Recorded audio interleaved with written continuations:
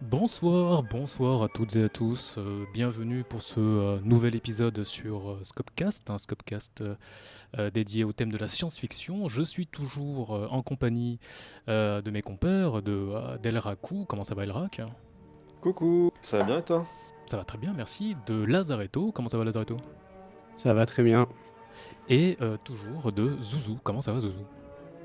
Au top, merci. Et toi, comment tu vas? Bah écoute, merci, je vais très bien. Euh, ça fait un petit moment qu'on s'est pas parlé sur cette. On va commencer avec cette petite musique que je vais baisser à tout un coup. Voilà. On va parler de science-fiction. On a chacun un petit sujet. On va vous parler d'une œuvre chacun. Mais avant ça, on va faire un petit tour de table. Comme d'habitude, on va demander quelles sont les choses que vous avez vues. Bon, là, je vais faire dans l'ordre, hein, comme j'ai fait pour la présentation. Elrak, est-ce que tu as vu dernièrement ou lu une œuvre qui t'a particulièrement saucé? C'est quoi ton truc? Euh, Ça fait un moment que j'ai pas été au cinéma, donc j'ai rien vu de trop récent. Non, moi là je suis en train de ronger mon frein et d'attendre. Je m'étais dit que je gardais Metroid sous le coude pour les vacances. Metroid Donc, Dread. donc là j'attends avec impatience les vacances en décembre pour lui mettre un petit coup dans le nez. Et sinon, moi je suis en train de farmer à l'ancienne sur Diablo 2 Resurrected.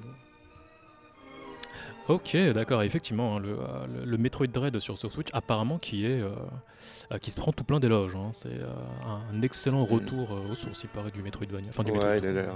il a l'air assez validé, j'en ai entendu que du bruit pour l'instant. Et apparemment, il y a des petites nouveautés, j'ai cru voir ça, qui ont J'ai l'air cru, sympathiques. ouais, j'ai cru comprendre que la version collector, elle s'était fait arracher et qu'il y en a plus de disponibles là déjà. Je Ah ouais, confirme. Ça prouve l'attente et la qualité du truc, hein. Moi j'ai envie de parler d'une autre édition collector qui se fait arracher très récemment, mais c'est pas tout de suite. Ok, et sinon, chut. Et sinon, à côté de ça, d'accord, un peu de Diablo 2 Resurrected. À l'ancienne, quoi. Ça va, c'est ça. tu passes du temps dessus, ça va, tu sais le Ouais, jeu? franchement, il est cool. Bah ouais, on est en train de le poncer, tu sais, on joue avec le crew. Franchement, c'est cool. Ça fait sympa d'avoir l'expérience. Bon, globalement, c'est la même, hein, mais en lifté. C'est sympathique. C'est sur un mauvais prétexte pour reprendre un jeu qu'on aime tous. Ok, Voilà. d'accord. Bah dans ce cas, plutôt cool. Toi, Lazaretto, c'est quoi les derniers trucs qui t'ont saucé pas mal? Il y a trop de trucs. Déjà, mon mois est inspiré par Lost Judgment, donc le spin-off de la série Yakuza, où Yes. j'ai passé un mois à taper des lycéens, enquêter sur du harcèlement scolaire, faire de la danse, des courses de drone, des courses de skateboard, enfin n'importe quoi, comme tous les jeux de la licence. Je suis à fond sur Succession saison 3, c'est une série que j'adore d'HBO, que je conseille encore et encore. Et demain sort Shin Megami Tensei 5 sur Switch, pardon. Donc ça va me prendre pour moi jusqu'à Noël, je pense. Donc là, je suis très occupé sur tout ce qui est jeux et séries. Donc c'est cool. Ok, de la série Succession. Et donc oui, là, le prochain truc qui va te bouffer ton temps, c'est Shin Megami Tensei Bah, il arrive demain dans la 5. boîte aux lettres. Je peux te dire Ouais, que bah j'en ai jusqu'à au moins Noël, je pense. la licence JRPG qui est à l'origine du spin-off Persona, qui était réputée il y a très longtemps à l'époque, hein, si je me trompe pas, pour être Ouais. très hard, hein. Quand d'un côté il y avait les Final Fantasy et les Dragon Quest, il y avait euh, extrêmement populaire au Japon, mais pas du tout en Occident, les Shin Megami Tensei ou les Megaten, comme ils le disent. Et eux, ils avaient la réputation d'être quand même un cran au-dessus en termes de faut s'accrocher, le jeu est dur, quoi. Et Ouais, puis ils ont modernisé apparemment. Et surtout, là, c'est le premier qui sort chez nous traduit. Si on enlève le remaster du 3 qui est ressorti en début d'année. Atlus ont enfin compris que s'ils localisaient leurs jeux, bah, les jeux avaient des chances de plus se vendre et être plus populaires, bizarrement. Et ils l'ont fait avec Persona 5 Royal. Il a quand même fallu attendre une extension de Persona 5, une licence qui a 20 ans pour l'avoir enfin en français chez nous. Et là, ils font pareil pour Shin Megami Tensei et j'espère que le jeu va fonctionner. En tout cas, ils se tapent que des bonnes critiques, donc c'est cool. ok, d'accord. Bah écoute, tu nous diras, tu nous tiendras au courant pour Shin Megami Tensei 5. Bien sûr. Et voilà, en parlant d'Atlus, hein, on a une petite BO de 13 Sentinelles qui passe derrière, hein, ça va bien avec le thème. Et toi, Zouzou, c'est quoi les derniers trucs qui t'ont bien saucé dernièrement? Ah, j'étais sur un bon enchaînement, moi, dernièrement. J'ai fini Demon's Souls sur PS5, qui est une Ah. merveille graphique, qui est un très bon remake. Très très bon remake. J'ai vraiment tout kiffé. À savoir que j'ai pas joué au jeu originel, mais je jouerai pas au jeu originel et j'ai vraiment kiffé. Puis je connais tout From Software quasiment. Donc, c'était vraiment un plaisir. Si tu as l'occasion d'avoir une PS5 très prochainement, je pense que tu vas prendre ton pied. Ladza, enfin Jojo, du coup, il pourra complètement confirmer ça. Sinon, j'ai commencé Uncharted 3. Je profite d'avoir une PS5 pour faire tous les jeux PS4 que j'ai pas fait. Je l'ai killé à la moitié en très peu de temps. Nice. Très cool aussi. Et sinon, mis à part ça, là ah non, on est sur ce qu'on est en train de faire en ce moment. Qu'est-ce que je dis? Oui, et là je suis en train de finir Persona 4. Donc, j'avance quand même. assez péniblement, je dois l'avouer. C'est pas, c'est dur pour moi. C'est pas un jeu que j'apprécie totalement. En fait, ses défauts, je peux pas. Genre ses défauts, Non, mais c'est normal. C'est normal. C'est pas un jeu qui a extrêmement vieilli qui a très bien vieilli dans ses mécaniques, je trouve. Et c'est pour ça que j'adore le 5, justement. C'est qu'ils font un coup de balai un peu sur tout ça. Ils modernisent vraiment la sauce. Mais effectivement, ouais, le 4, je comprends que tu sois un peu en souffrance vers la fin, quoi. Mais tu vas y arriver, t'inquiète pas. On est tous avec toi. Merci, ça avance petit à petit. En vrai, à chaque fois, c'est là où je trouve que c'est un bon jeu, c'est qu'à chaque fois, même s'il y a beaucoup de choses qui me saoulent de ouf, je finis toujours par y revenir parce qu'il y a des trucs que je trouve vraiment bien et du coup, j'ai envie de continuer, je veux finir, je veux avoir le fin mot de l'histoire parce que l'écriture est quand même très bonne, même s'il y a beaucoup de choses où on se passerait d'avoir ces informations-là, de savoir quel film a été vu avec quel personnage et pourquoi est-ce qu'il est bien et qu'est-ce qui s'est passé dans le film. Je trouve fou complètement. Mais c'est un JRPG, ne l'oublions pas, il faut savoir apprécier ces moments de complexité et de scénario très très poussés dans les moindres détails. C'est un travail dantesque, n'empêche. Alors ça, on pourra jamais l'enlever. Pour le coup, les Persona sont des jeux très conséquents. JRPG oblige, mais alors eux, en plus, ils font pas semblant. Moi, je pense que j'ai eu beaucoup de chance parce que je l'ai fait après Persona 5 et l'amour ou la hype, on va dire, pour Persona 5, que moi je portais en tout cas, m'a clairement aidé à dévorer Persona 4 Golden sur Steam sans réfléchir, quoi. J'ai 80 heures, boum, comme ça. J'ai pas réfléchi, quoi. Mais voilà, écoute, très bien. Écoute, je te souhaite quand même d'arriver à finir Persona 4, quand même, c'est un gros morceau, ce serait dommage de lâcher maintenant. Et voilà, c'est cool. Pour répondre à ta question sur Demon's Souls, alors oui, je compte y jouer. Alors prochainement, je ne sais pas. C'est vrai que acquérir une PlayStation 5 maintenant, c'est pas tant ma priorité que ça. Mais oui, c'est dans les bacs, c'est prévu. Donc je te dirai ce qu'il en est à ce moment-là. Je sais de toute façon que le remake est de qualité, que Bluepoint n'a plus rien à prouver et que je risque probablement de passer du bon temps dessus, quoi. Et voilà. Et pour moi, très très rapidement, qu'est-ce que j'ai fait récemment? Je suis allé voir The Last Duel, le dernier film de Ridley Scott, alors si ça peut vous rassurer, qui revient un petit peu à ce qu'il faisait à mi-chemin entre Gladiator et Kingdom of Heaven, je crois. Et voilà, donc on est bien loin des moments un peu what the fuck de sa carrière comme Exodus ou Prometheus. Donc il est voilà, c'est ce que je voulais dire par il est revenu de ce côté-là. Ça parle de Moyen Âge. Alors ça parle vraiment en France du dernier duel qui autorisé par le roi entre deux chevaliers. Enfin c'est pas exactement deux chevaliers, mais voilà quoi. Comment est-ce que une problématique se réglait par Deux un duel à hommes mort. d'armes. Exactement, ouais, deux hommes d'armes, clairement des gens qui se battent pour le roi. Comment est-ce qu'un dernier duel à mort devant le roi, devant les dieux, devant Dieu, tout ça faisait foi, quoi, on va dire, quoi. C'est celui qui tue l'autre qui a raison et basta, quoi.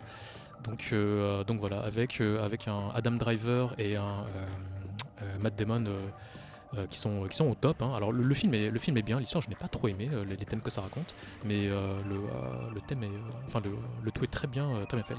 Moi, je l'ai pas vu personnellement, mais on en a parlé, je sais pas si t'es d'accord. On m'a dit déjà qu'il était découpé en plusieurs parties, donc t'avais la même histoire de plusieurs points de vue Exactement. différents, et qu'elles Ouais. étaient pas toutes de la même qualité, quoi.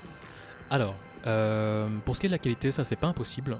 c'est vrai que la particularité de cette narration-là, c'est que le film se découpe en 3 parties. Et en fait, c'est 3 points de vue différents en fait. T'as un peu l'impression de jouer à un jeu vidéo. Et, et c'est vrai que alors ça a le mérite déjà d'être un petit peu, alors pas forcément original, mais de changer un peu de ce qu'on a l'habitude de voir. Et en fait, tu vois à quel point les gens, le parti pris un peu de cette narration, c'est de montrer que d'une personne à une autre, d'un point de vue à un autre, on a des personnages qui sont dans leur propre désillusion, qui ont interprété les choses à leur manière, qui se pensent comme ça, ou ce genre de choses. Et, du coup, on a 3 vérités différentes, on va dire, sur le drama qui se passe. C'est un drama, hein, au final. Sur le drame qui se passe, qui est voilà quoi, qui est l'histoire d'un homme qui a entre guillemets touché à la propriété, qui a touché à la femme d'un autre homme alors qu'ils sont tous aux ordres du roi, quoi. Et du coup, pour essayer de régler toutes ces... Parce que forcément, il y en a un qui accuse, l'autre qui nie, et bah pour régler ça, il faut un dernier dieu la mort, et voilà. Donc c'est ça l'histoire, et il y a 3 points de vue en fait qui racontent les interprétations de chacun, et de chacune. Donc voilà, donc dans ce sens-là, le film est assez intéressant dans son découpage. Il paraît qu'il est très... il est inspiré de faits réels, et apparemment il est très fidèle. Et bah écoutez, je trouve que c'est un bon film. Alors moi personnellement j'ai pas aimé l'histoire, mais objectivement c'est un bon film, et Ridley Scott revient de loin quand même quand on sait ce qu'il a fait dernièrement. Voilà, sinon l'autre gros truc que je fais en ce moment, c'est... Alors voilà, Zouz il avait du mal avec Persona 4. Moi j'ai du mal avec Tales of Arise, hein, qui dure, qui traîne. Et à l'instar de... Enfin, contrairement, je veux dire, quand j'avais d'un côté Persona 4 Golden qui 80 heures, je les ai pas vu passer, là j'ai 30 heures, j'ai du mal, hein, sur Tales of Arise.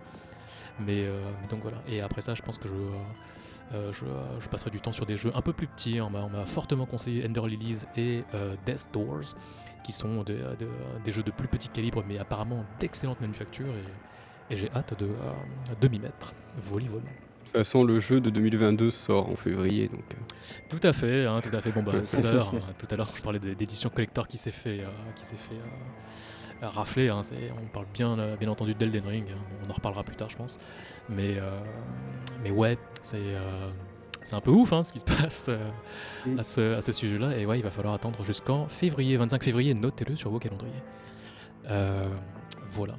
Eh bien, on a fait un petit tour sur les actualités personnelles. Est-ce que vous voulez rajouter un petit truc, quelque chose que vous avez en tête avant de commencer à parler de nos petits dossiers sur les œuvres de science-fiction? Moi, ça va. Regardez Succession, je le répète. Je suis obsédé par cette série qui est incroyable, mais c'est pas le sujet. Donc, si personne n'a rien à dire, on peut directement aller au sujet du soir. On peut directement aller au sujet du soir, donc voilà, Succession, n'oubliez pas. Et alors dans l'ordre, comme on l'avait dit, on va commencer par le petit dossier d'El Raku, hein, qui va nous parler d'une BD. Et écoute, si tu es prêt, mon cher El Raku, je te laisse la parole. Ouais. Elle est vraiment trop bien. Voilà, donc je vais vous parler de Elle est vraiment trop bien. Pas du tout. Je vais vous parler donc de Carbone et Silicium, qui est une BD écrite par Mathieu Bablet. Moi j'ai découvert ça l'année dernière, à peu près cette période, hein, pour Noël, donc pensez-y si vous avez des cadeaux à faire. C'est un super cadeau. Donc l'histoire c'est quoi? C'est une nana donc, qui est informaticienne, scientifique, chercheuse de génie, qui décide de mettre au point deux intelligences artificielles, et en fait pour nourrir leurs connaissances et créer leur personnalité, en fait va les connecter à Internet. Comme ça, ils vont avoir accès à l'ensemble des informations de l'humanité, et en fait, à partir de là, on va suivre l'évolution des deux personnes, des deux consciences qui ont été créées et incarnées, parce qu'en fait, ces consciences, ils leur ont donné des corps également. Et donc, ces deux corps incarnés, en fait, on va les voir évoluer au fil des âges. C'est une BD qui s'étend sur plusieurs générations pour les humains, dans lesquelles on voit donc les enjeux humains évoluer, on voit les échanger, on voit le réchauffement climatique par exemple. Enfin, il y a des thèmes comme ça qui sont abordés, mais ça c'est quelque chose qui est assez propre aussi à l'œuvre de Bablet, en tout cas ce que j'en ai lu. J'y reviendrai dessus un peu après. Et Et voilà, donc en fait, on voit comme finalement deux entités qui sont censées être très proches, quasiment cloniques, enfin quasiment des clones, se retrouvent à évoluer et à avoir des chemins qui divergent par une forme de libre arbitre et de conscience en fait qu'ils arrivent à développer. Et le tout avec des planches vraiment magnifiques. Donc c'est vraiment un kiff total. Moi j'ai adoré lire cette BD. C'était un collègue qui me l'avait prêté et conseillé et je l'ai lu avec beaucoup de plaisir. Et par la suite je l'ai acquise et je l'ai prêté à Zouzou. Il l'a lu également et d'où son cri enthousiaste tout à l'heure.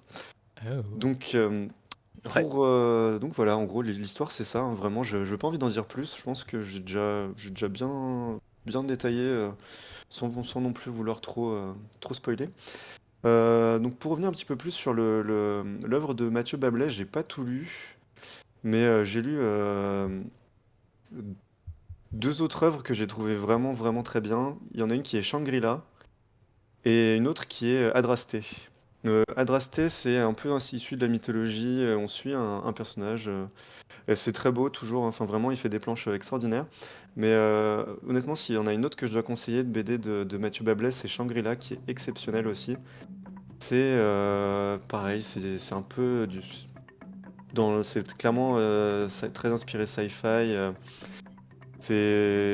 Enfin, c'est pas inspiré sci-fi, c'est de la sci-fi, pardon.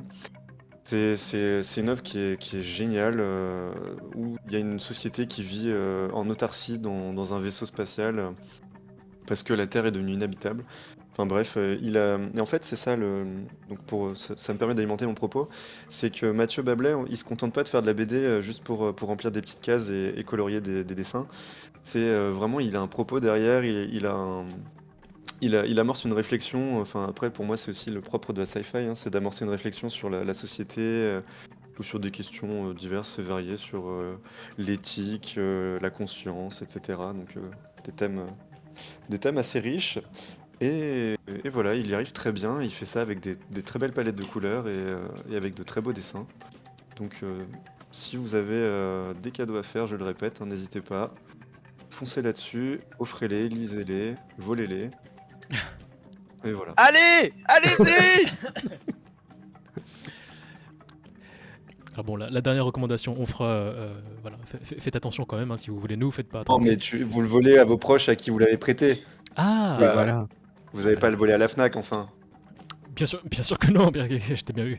Mais d'accord, bah, Carbon et Silicium, bah écoute, ça a l'air quand même être de la bonne sci-fi. Et en plus, le petit visuel que l'on voit, bah ça donne un peu une. Je sais pas si c'est le plus représentatif, mais en tout cas, On a clairement une bonne patte de ce qu'il fait, ouais, avec ce visuel-là, hein. moi en tout cas, ça me donne bien envie, hein. Ah bah fonce. Eh ben, je vais peut-être. Ouais, fais gaffe, hein, quand je vais venir chez toi, cache tes BD, hein. Tout à fait. Bah écoutez, est-ce que. Ouais, Jojo, Zouzou, est-ce que vous avez un petit truc à dire sur Moi, la je connais BD? pas du tout, mais moi, je lis très peu de bandes dessinées. Je suis très manga, je lis très peu de bandes dessinées, mais ça là, ça fait un petit moment que je la vois en librairie, ça fait un moment qu'on m'en parle. Et elle me fait vraiment de l'œil, donc je pense que je vais me l'offrir à Noël. Ou si quelqu'un de proche m'écoute, voilà, si vous voulez me faire un cadeau de Noël, bah, il est là, il est devant vous, allez-y, vous gênez pas. Mais non, je pense que vraiment, je vais le bouquiner, ouais, ça a l'air vraiment cool. J'adore le synopsis, j'adore les thèmes, donc je pense que je vais bien aimer, ouais.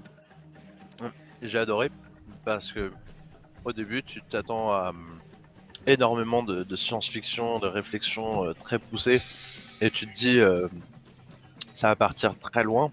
Et ça, je me disais ouais, ça va être très cool, mais en même temps, dans une BD, ça peut être un peu lourd et difficile en une seule BD. Parce que je savais même pas que c'était une seule BD.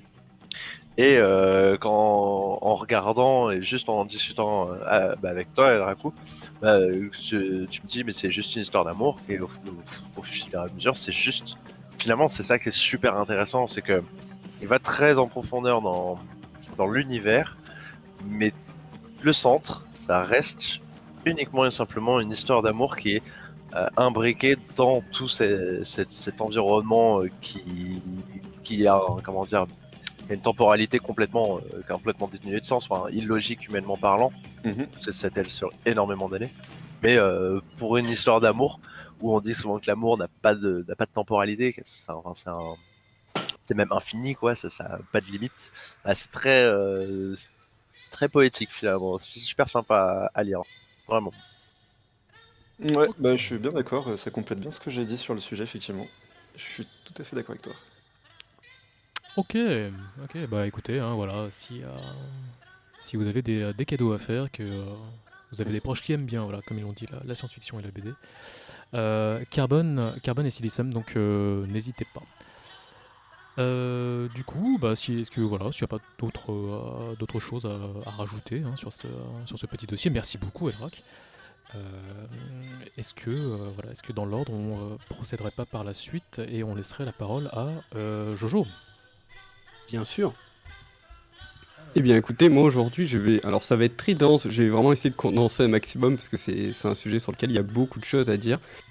Aujourd'hui je vais vous parler d'un auteur que j'adore. Alors ça a été compliqué de trouver le sujet parce qu'en fait cette année on a quand même été très content quand on est fan de SF. On a quand même eu le film Dune donc de Denis Villeneuve dont on a beaucoup parlé avec Zouzou sur une autre émission. Je voyais pas trop l'intérêt d'en parler là. On a eu la série Fondation sur Apple TV qui est vraiment bien. Je voulais en parler, mais j'ai pas eu le temps de tout voir et je sais même pas si elle est diffusée en entier encore. Et du coup, cet été, j'ai lu beaucoup de romans d'un auteur que j'adore, qui est Philippe K. Dick.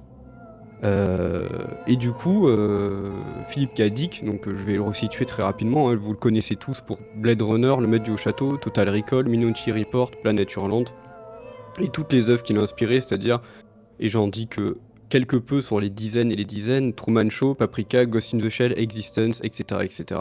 Philippe K. Dick, c'est un auteur pionnier de la science-fiction avec Herbert et Asimov et d'autres auteurs. Donc je vais pas m'attarder trop sur le bonhomme. Je vais du coup, comme la règle de Scopcast l'oblige, qui est une règle un peu compliquée pour nous souvent, c'est qu'on doit trouver une œuvre. Et trouver une œuvre de K. Dick, ça a été un truc très très complexe pour moi. Parce que ça fait 2 ans que je bouquine pas mal tout ce qu'il fait. Et qu'à chaque fois que je finis un bouquin, je le préfère au précédent, quel que soit l'ordre dans lequel je les lis, tellement j'adore cet auteur.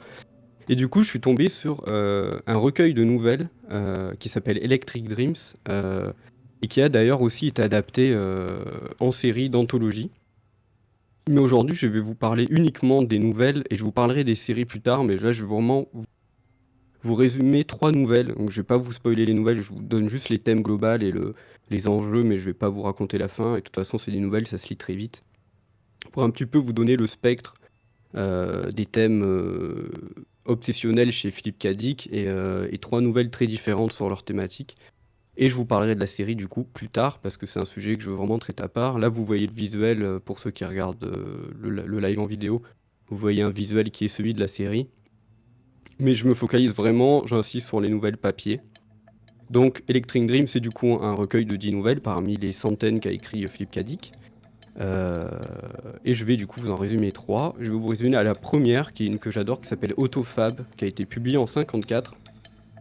Et en gros, dans Autofab, on nous raconte un futur lointain où il y a une guerre galactique qui a complètement décimé la Terre.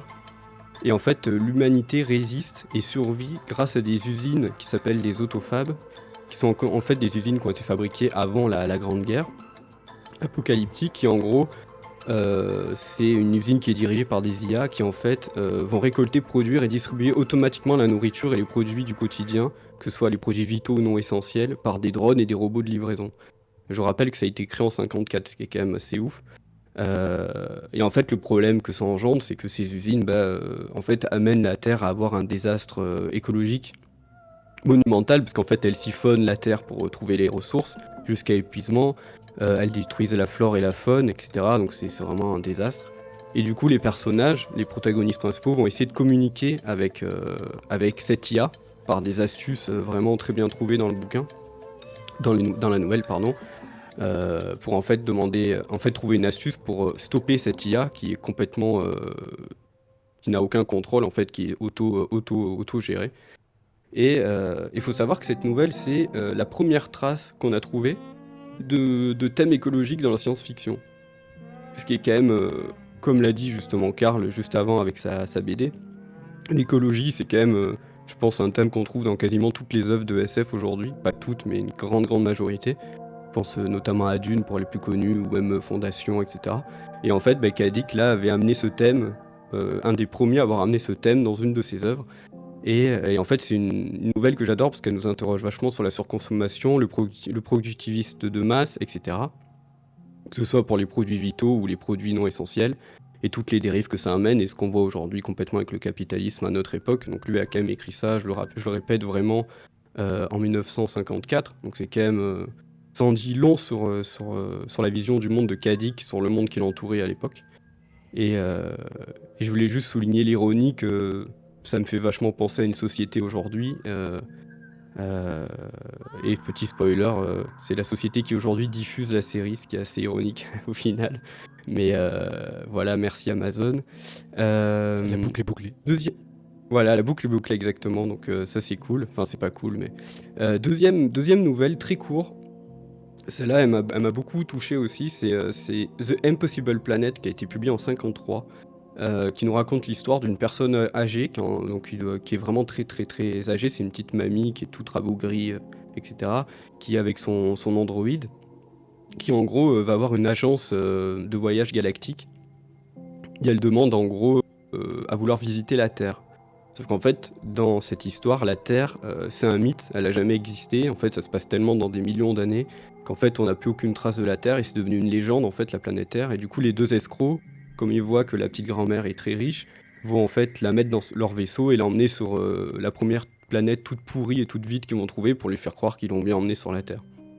C'est une histoire que j'ai adorée parce que, en fait, elle nous interroge sur un sujet qui est assez universel, qui est assez intéressant, qui est en fait l'héritage de l'humanité et la transmission de l'histoire en fait.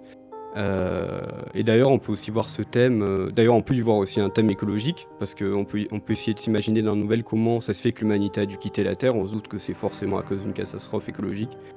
Euh, et c'est une histoire d'ailleurs qui est assez proche du dernier tome de Fondation d'Asimov, qui va écrire des dizaines d'années plus tard. Donc, encore une fois, Kadik, qui a une vision de la science-fiction, du monde qui l'entoure et du futur lointain qui est assez ouf. Et je vais conclure pour pas passer 3 heures par là. Je veux vraiment vous donner des nouvelles pour vous donner des thèmes vraiment que j'adore chez Kadik et qu'on retrouve dans ses romans plus global. Si vous voulez lire les romans de Kadik, c'est des thèmes que vous retrouverez aussi. Et une de mes préférées, c'est Foster You're Dead, qui a été publié en 55, qui en gros est une histoire qui se déroule en 71 en pleine guerre froide. Et en fait, on suit le quotidien d'un jeune garçon qui s'appelle Mike, qui est dans une famille très particulière. En fait, c'est que son père, il refuse d'acheter un abri nucléaire dans son jardin. Parce qu'en fait, Kadik imagine que dans cette société-là, en fait, les familles doivent acheter des bunkers individuels pour leur jardin pour protéger la ville en cas d'attaque, pour pouvoir héberger le plus de monde possible. Et en fait, du coup, comme son père ne refuse d'acheter un abri atomique, bah, en fait, il est catégorisé comme anti-paix, et du coup, bah, il n'a pas le droit, lui, par exemple, de bénéficier de l'abri nucléaire de son école. Il a pas le droit, il a certains droits sociaux qui sont Il a pas qui la sont sécu. complètement. Par exemple, oui, il pourrait très bien pas avoir la sécu ou d'autres sécurités que tu peux avoir quand tu possèdes un bunker. Et en fait, ce qui est hyper intéressant, c'est qu'il imagine, et là, ça va quand même vous faire résonner un truc aujourd'hui qu'on voit partout, c'est que en fait, les bunkers, ils sont vendus tous les ans sur un nouveau modèle qui est mis à jour par rapport à l'hypothétique missile des Russes qui sont de plus en plus puissants. Donc par exemple, vous allez acheter un bunker à 10 000 $ pour votre jardin, on va vous dire 6 mois plus tard, ah les Russes maintenant ils sont capables de percer le métal des bunkers, donc il faut acheter un grillage, genre un DLC, tu vois, une mise à jour, à 1 000 $ que vous allez mettre sur votre bunker, donc les gens se ruinent pour l'acheter à crédit, on leur dit 2 mois après, ah en fait là les Russes maintenant ils sont capables d'envoyer 3 missiles qui arrivent sur la gauche enfin en même temps, donc il faut remettre une coque plus puissante, et en fait on se retrouve complètement dans le thème de l'obsolescence programmée et de ce qui se passe aujourd'hui avec des smartphones ou les télés ou n'importe quel produit électronique.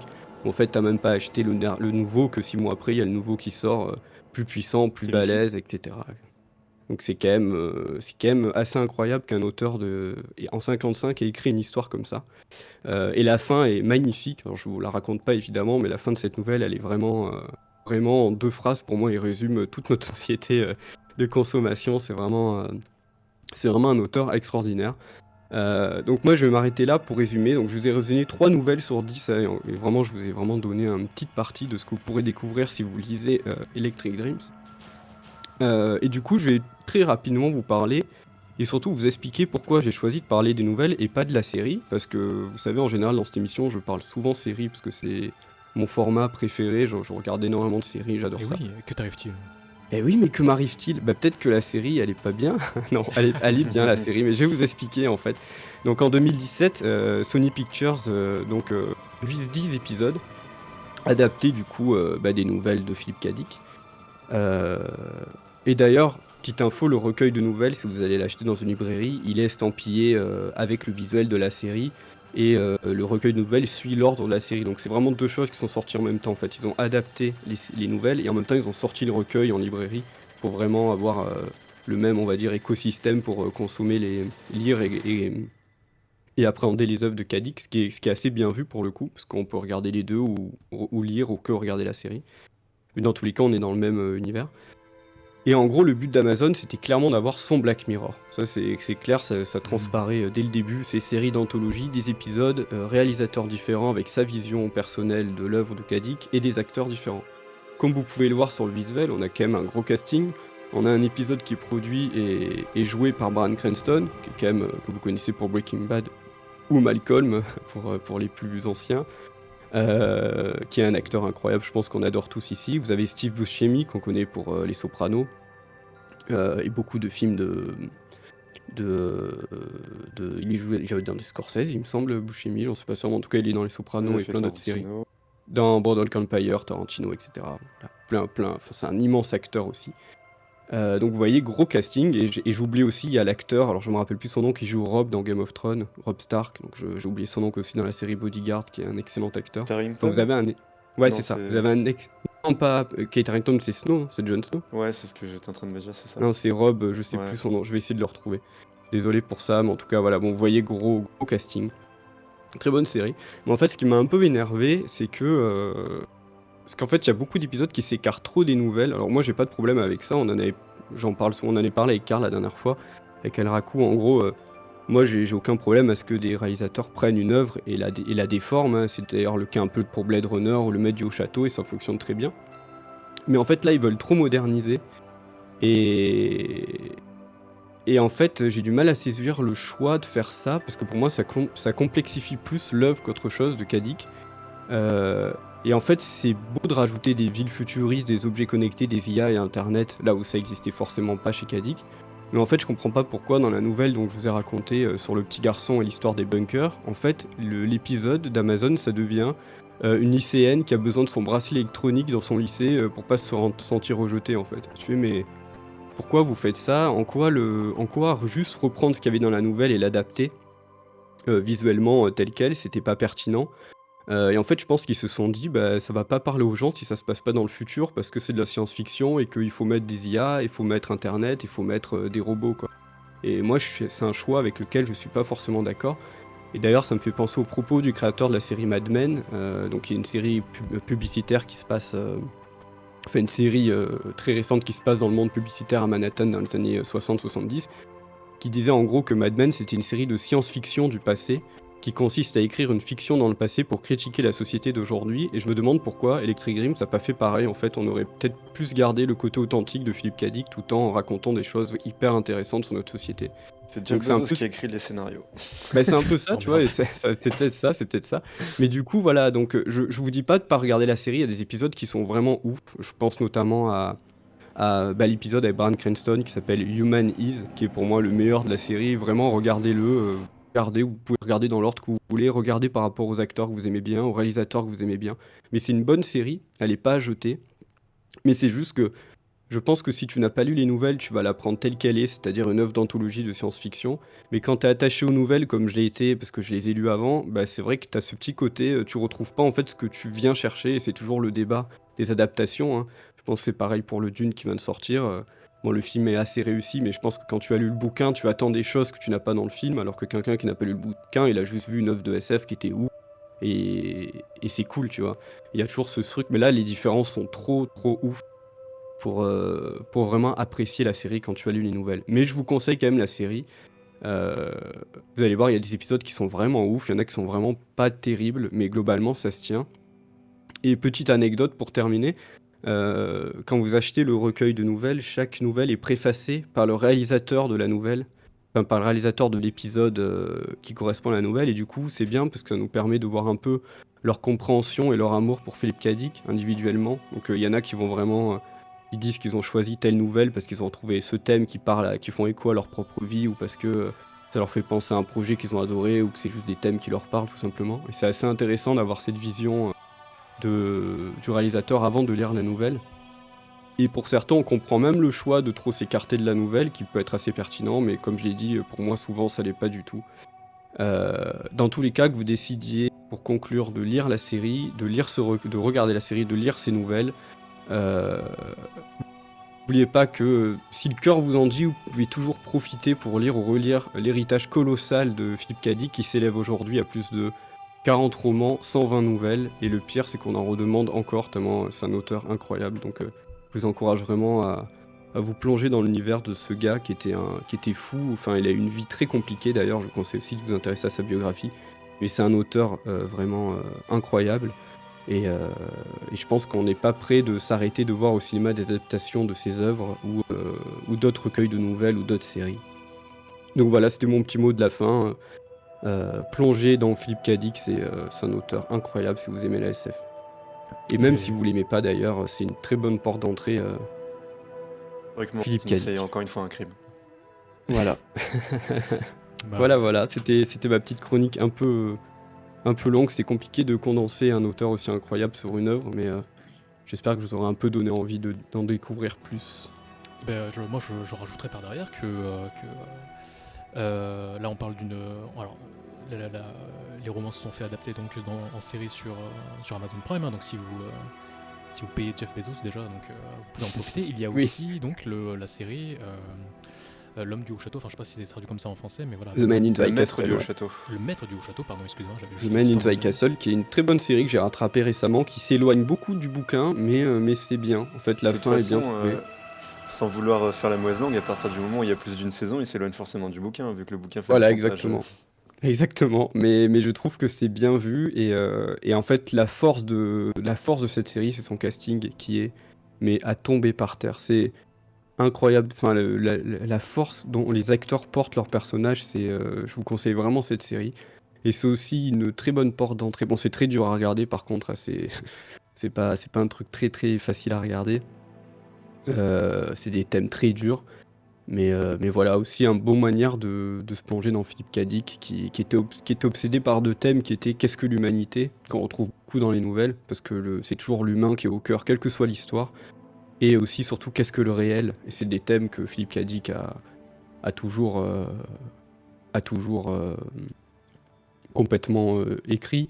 Et d'ailleurs, je vous avais dit tout à l'heure qu'une de ses œuvres, Le Temps désarticulé, avait inspiré Truman Show. Bah voilà, Truman Show, c'est vraiment ça. Qu'est-ce que le réel en fait? Est-ce que ce qui est autour de moi est réel ou pas?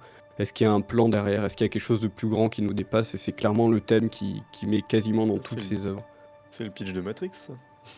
Ouais, un peu aussi, peut-être. Ouais, je pense qu'il doit bien avoir du Bah, Matrix, et, du bah, Philippe Cadic dans Matrix, je pense. Ah bah oui, voilà. Bah oui, c'est moi, sûr. ça m'avait étonné que ce n'était pas dans l'une des œuvres que tu citais qui s'était inspiré des œuvres de Philippe Cadic. Matrix aussi, hein, évidemment, beaucoup lorgné de ce côté-là. Et pas que, hein, évidemment. Il y a aussi beaucoup de Ghost in the Shell dans Matrix. Enfin, le film de Marouchi en tout cas. Ouais. Mais oui, voilà. Mais donc voilà, si jamais vous payez déjà et que vous pouvez avoir sur Amazon Prime Electric Dreams, hein, regardez d'abord la série et lisez ensuite les livres. Mais voilà, si vous regardez la série, n'oubliez pas qu'il y a aussi Le Maître du Haut Château. Merci pour la précision. Il y a Blade monsieur. Runner aussi, tant qu'à faire, en bouquin qui est vraiment sympa à lire. Ah Oui, bien sûr. ouais, Total à part- Recall aussi. Ok. à partir de là, on peut aller très loin. Oui. Mais, Après, je vous conseille personnellement Ubik, qui est pour moi. Alors, Ubik, qui est un projet qui essaye d'être adapté au cinéma depuis une trentaine d'années par des dizaines de réalisateurs différents. Un projet qui n'a jamais vu le jour, mais pour moi, s'il y a un roman demain, vous dites tiens, allez, j'ai envie de lire un Cadic, vous prenez Ubik, c'est pour moi son. Et c'est pas que moi, hein, vous regardez en général les classements des gens qui ont lu Cadic, Ubik, c'est vraiment son œuvre centrale, quoi. C'est son plus grand, pour moi, son truc le plus abouti qu'il ait pu écrire. Et vraiment foncez dessus, quoi. ok, Voilà, voilà. Ubik, en plus derrière, voilà. Et voilà, Elrak, Zouzou, est-ce que vous avez un petit truc est-ce que vous connaissiez Electric Dreams les romans de Cadic? Alors, moi, Cadic, je connais superficiellement, on va dire, parce que moi j'ai lu Blade Runner, Maître du Haut Château. Ubik, on en avait discuté avec Jojo, il m'avait conseillé de le lire, j'ai toujours pas fait. Donc, pour le coup, Electric Dream, je ne connaissais pas, mais je suis un peu familier avec son univers, sans être non plus un énorme connaisseur, mais clairement, moi j'apprécie beaucoup ce qu'il fait et effectivement, c'est un auteur qui mérite le coup d'œil. Ouais, C'est puis c'est ce sûr. qui est bien avec un recueil de nouvelles, c'est que tu vois, tu lis. Franchement, tu vas bouquiner 30 pages, c'est un quart d'heure. T'es Ouais. plongé dans une histoire qui a un début, une fin qui est incroyable, et puis tu peux reprendre un mois après une petite autre histoire. C'est ça que j'adore avec ce format nouvelle, en fait, qui est moins conséquent qu'un roman, qui est moins engageant aussi. Dans le sens où, quand tu commences un roman, tu essaies quand même de pas le distiller sur 3 mois, sinon tu oublies la page d'avant au bout d'un moment. Et c'est pour ça que j'adore le format nouvelle pour ça. Et ça faisait longtemps que j'avais pas lu de nouvelles. Et franchement, ce bouquin, il m'a donné envie de lire toutes les nouvelles des auteurs que j'adore, quoi, de Herbert, d'Asimov, etc. Donc c'est super cool. Tu devrais aller te plonger aussi dans les nouvelles de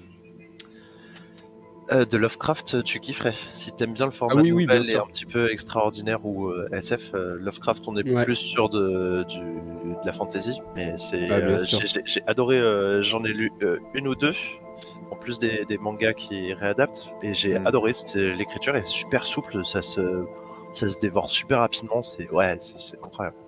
Mais en fait, Lovecraft, je connais beaucoup par tout, sauf ses bouquins. En fait, Ouais, tu sais, c'est ça, en fait, je connais son univers par la série Lovecraft Country dont j'avais parlé, qui s'en éloigne beaucoup, mais qui reprend quelques thèmes. Je connais surtout pour les mangas que j'ai adoré, et tout l'univers, les films qui s'inspirent de Lovecraft. Mais du coup, effectivement, ça fait un petit moment que je voulais le mettre dans ces nouvelles, donc je vais le faire. Il y a aussi Bloodborne, un peu. Oui, bien sûr, bien sûr. Bah, si on parle de tout ce que Évidemment. Lovecraft a influencé, on n'en est pas sorti. bah, fatalement, si tu vas sur l'influence directe, là où tu cherches vraiment pas juste des inspirations, enfin pas juste comment dire de l'indirect où tu auras des clins d'œil, si tu as juste des petites apparitions de créatures qui ressemblent à Cthulhu par exemple, fatalement finalement la liste elle est assez restreinte parce que il inspire énormément sur beaucoup d'univers et sur beaucoup de créations de façon euh, dilapidée, quoi. C'est-à-dire qu'il y a plein de choses qui viennent de ces univers qu'on peut retrouver à droite à gauche dans tout ce qui est dark fantasy et même science-fiction. Mais globalement, dès qu'on va chercher une œuvre de dark fantasy qui est vraiment Lovecraftienne, il n'y en aura pas tellement. Il n'y en aura pas tant que ça. Ah, moi, il y en a une Mais qui me vient en c'est ça qui est tête, mais intéressant. je sais C'est pas si c'est très qui. pertinent. Bah, oui, c'est quoi? Parce que J'ai- nous a cité Bloodborne, Oui, qui est moi, ça a été clairement une c'était une grosse directe connerie. inspiration. C'était les films pour adultes japonais avec des tentacules. Voilà. Ah oui. Je suis pas sûr qu'on puisse parler d'inspiration en direct. Je sais pas, effectivement. À creuser pour le prochain épisode. On fera un podcast que sur les tentacules, si vous voulez. Allez. Ah waouh. Ouh. Ça va être challenge. Ça va être challenge. Même. Oh là, pour faire la musique de fond, ça va être challenge, je vous raconte pas, putain. Je crois que maintenant, ouais, bah, en parlant de challenge, je pense que ça devrait être un challenge pour Karl pour Elrek de réussir à caler des tentacules dans chaque podcast. Chaque épisode, il faudrait que tu cales une référence à des tentacules par rapport à une des œuvres dont on parle. Et pas Ça gratuite, hein, marche. réfléchis un Non, bien minimum, sûr, quoi. bien sûr. Sinon, c'est pas drôle. Allez, on peut faire ça. On notera la prochaine fois. On notera, ça sera un défi passif. Bah écoute, Jojo, merci beaucoup hein, pour Electric Days. On a un peu dérivé sur Lovecraft, mais c'était... C'est le but, ça, apporter des discussions sur d'autres sujets pour Ah oui, enrichir c'était le sujet. très intéressant. Donc Très bien. voilà, donc n'oubliez pas, voilà, jouez à Bloodborne. On va... On va laisser la parole à Zouzou qui, lui, va nous parler d'un manga. Alors, pour ma part, du coup, ça va être bien plus rapide puisque le manga, fondamentalement, il n'y a pas énormément à en dire dessus. Ce qu'il y a plus à en dire, c'est son côté atypique. Le fait que c'est aujourd'hui une œuvre qui est collector, je vais venir pourquoi, et aussi fatalement sa finalité, sa fin un petit peu au même titre qu'elle on a parlé juste avant. Oui, bon, je sais pas me revenir, mais sa finalité qui divise sur pas mal d'aspects par rapport à l'écriture. Alors, le manga dont je vais parler, c'est I Am a Hero. Alors, I Am a Hero, c'est une œuvre, c'est un manga zombie qui a été écrit et illustré par Kengo Hanazawa. Ça a été réalisé par le le magazine Shogakukan, je vais réussir à le dire, non, j'ai pas réussi, c'est pas grave, de 2009 à 2017. Et aujourd'hui, en 2021, je vais vous dire un peu plus dessus, il est plus édité dans de nombreux pays. Bon, pour commencer sur l'histoire, les choses qui se distinguent, enfin sur l'histoire et sur l'œuvre en elle-même, les choses qui se distinguent sur cette œuvre, la première, c'est que c'est un manga catastrophe, un manga zombie, ce qu'on préfère, mais pas post-apocalyptique. Alors c'est pour ça que je trouve que je l'ai trouvé intéressant à parler en termes de science-fiction, c'est qu'on est témoin du début et du déroulé de l'apocalypse, mais on n'est pas sûr que c'est l'apocalypse non plus. À part le côté zombie et zombifié des créatures, on n'est pas en mesure de dire si il va y avoir une apocalypse et qu'on va être dans une situation post-apocalyptique après, ou si ça va juste être tout simplement la fin du monde. Ensuite, on est entraîné dans un univers qui est imprégné par la culture nippone, qui réagit à sa façon à l'apocalypse présentée. C'est super intéressant de voir, notamment au début et même au fur et à mesure, l'évolution des personnages par rapport à leur mentalité. À savoir que la culture nippone, japonaise, est très ancrée sur des principes, sur la politesse, des conventions de comportement entre les personnes, à tel point que les gens se sentent énormément enfermés socialement parlant au Japon pour se comporter en société avec d'autres personnes. Et il y a des codes à respecter qui sont implicites, mais qui sont très très très lourds à vivre, mentalement parlant. Et ici, on les voit et on voit l'évolution des personnages qui, face à l'apocalypse, ont des réflexes humains et en fait inhumains, puisque c'est des réflexes, enfin c'est des réflexes humains, c'est-à-dire rapport à la société, mais des réflexes complètement hors instinct. C'est pas instinctif du tout, ils n'auront pas des réflexes de survie, ils auront des réflexes de sociabilisation. Quelqu'un va mordre un autre et ils vont lui dire aïe mais ça fait mal, mais pourquoi vous faites ça? Ils vont pas se débattre tout de suite. Et ça c'est un exemple vraiment très léger. Il y en a un que j'ai adoré, c'est il est dans un taxi, c'est le tout début, hein, donc je vous spoil pas grand chose, il est dans un taxi, c'est le bordel dans le taxi, il se passe énormément, et à la fin le taxi prend feu, t'as deux personnes qui ont sauté du taxi, le conducteur est en train de devenir un zombie, et il dit des trucs complètement insensés, et comme le taxi brûle et que le protagoniste doit de l'argent au taxi, ce qu'il fait, c'est qu'il pose l'argent par terre, il lui dit merci pour la course, il lui fait un salut, et il s'en va. Et ça n'a pas de sens, mais culturellement parlant, ils se sentent obligés de réagir de la sorte, en tout cas au début, et au fur et à mesure, ils évoluent par rapport à ça. Ensuite, le dernier point qui distingue cette œuvre, c'est que globalement, la plupart des questions qu'on pourrait avoir, elles restent sans réponse précise, et elles n'en auront jamais. Donc c'est quelque chose que j'ai particulièrement apprécié, et désapprécié également, c'est vraiment le fait qu'on est complètement impliqué dans un scénario par rapport à son univers, par rapport à la culture du pays, et surtout par rapport au protagoniste et à comment il évolue, comment se passent les choses. Enfin, on peut le comparer à pas mal de choses. Je vais pas vous en dire plus, ça pourrait vous spoiler ou vous faire un peu deviner, mais on se concentre énormément sur le protagoniste et c'est très intéressant. C'est un petit peu comme dans Carbone et Silice, c'est finalement l'environnement, le côté apocalyptique, ce qui se passe autour n'est qu'un prétexte pour donner lieu à des histoires au sein de cet environnement. Et du coup, c'est pas l'inverse, ou généralement, et c'est ce que j'ai trouvé super intéressant, et c'est très cool d'ailleurs, c'est un bon hasard que tu parles de Carbone et Silice en même temps, c'est que dans I Am a Hero, c'est la même chose. Ce qui compte, c'est non pas le contenu global, donc l'histoire qu'on va suivre, mais c'est les protagonistes en eux-mêmes et les histoires qui se passent au sein de cet univers. Alors, n'étant pas victime d'un énorme succès, l'œuvre, elle a su être éditée encore 3 ans après sa fin, notamment en France, mais c'est la même chose en Espagne et en Italie, il me semble. Même au UK, mais ça je suis pas sûr par contre. Du coup, et elle a fini en 2017, comme je disais, donc ça fait juste depuis l'année dernière que l'œuvre a arrêté d'être éditée. Donc aujourd'hui, vous pouvez aller dans une Fnac ou un truc comme ça, vous trouverez très peu de mangas, voire pas du tout de ce manga-là.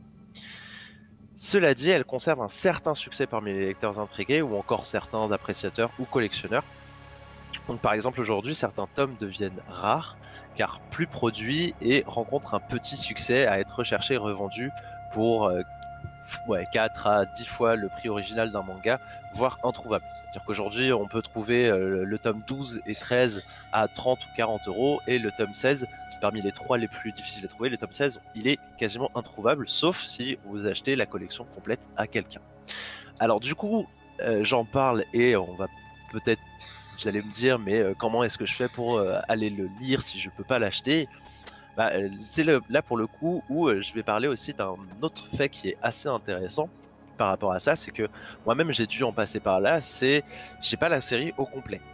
Il me manque quelques tomes, notamment ceux dont je vous ai parlé, 12, 13 et 16, qui sont les plus difficiles à trouver, où il faut payer une fortune, et j'étais pas prêt à payer 20 euros pour pouvoir lire un manga, même si j'avais très mal de pas avoir la collection complète dans ma bibliothèque. Mais je me suis fait à l'idée et du coup je suis allé lire des scans sur internet. Et alors là il y a un fait qui est intéressant par rapport aux scans et sur l'idée de les scans c'est un peu c'est un peu border. Oui certes, mais qui ne lit pas des scans? Et puis aussi vous pouvez pas aller à la Fnac pour les lire dans le couloir. Donc entre lire le bouquin à la Fnac sur un pouf ou chez soi sur son PC, moi je préfère chez moi sur mon PC sur un site internet. Alors attention, et là je vous le dis, bon, c'est seulement pour la version anglaise, donc je n'ai pas le nom de la personne qui a fait en français.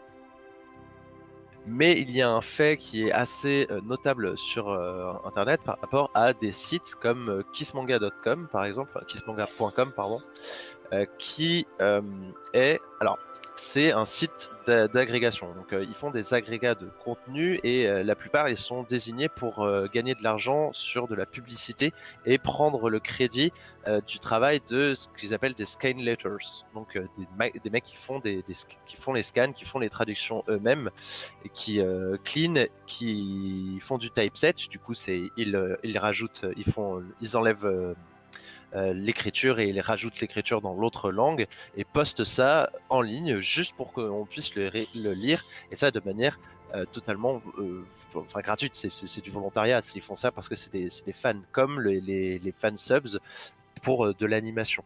Donc c'est très important d'aller chercher les scanlators. Je sais pas comment ça se dit en français et j'ai pas trouvé celui qui le faisait. S'il y en a un qui a été fait en français, moi je les ai lus en anglais. Je me rappelle plus du site non plus, mais je pourrais vous retrouver si vous voulez l'information.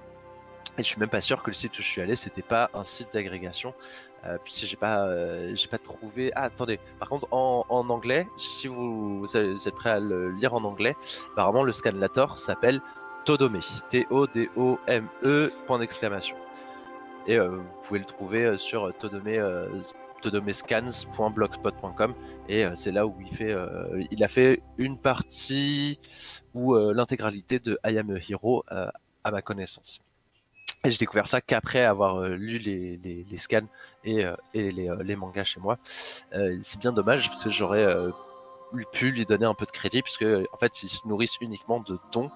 Comme nous aujourd'hui par rapport au contenu qu'on fait, on se nourrit, ou on se nourrira, parce qu'aujourd'hui on n'en a pas pour l'instant, mais on se nourrira des dons, et on se nourrit juste de votre appréciation, quoi, et du fait que vous kiffez ce qu'on fait ou ce qu'on fait pas. Voilà. Ensuite, et pour terminer, on en vient du coup à cette fin, sur le troisième point, qui fait l'objet de fortes critiques, raison de son succès mitigé. Alors en effet, c'est d'un côté une réussite pour certains, et pour des arguments intéressants et viables, mais d'un autre, c'est une grande frustration qui se fait ressentir chez les lecteurs qui attendaient des explications, une fin heureuse ou encore une fin moins ouverte. Alors je ne vais pas vous spoiler la fin, mais ça revient à ce que je disais un peu plus tôt par rapport à I Am a Hero comme Carbone et Silice, où le but de l'œuvre en elle-même, du manga, n'étant pas d'expliquer l'apocalypse, ce qui se passe et pourquoi ça se passe comme ça. Son but est vraiment de raconter l'histoire d'un homme au sein de cet environnement.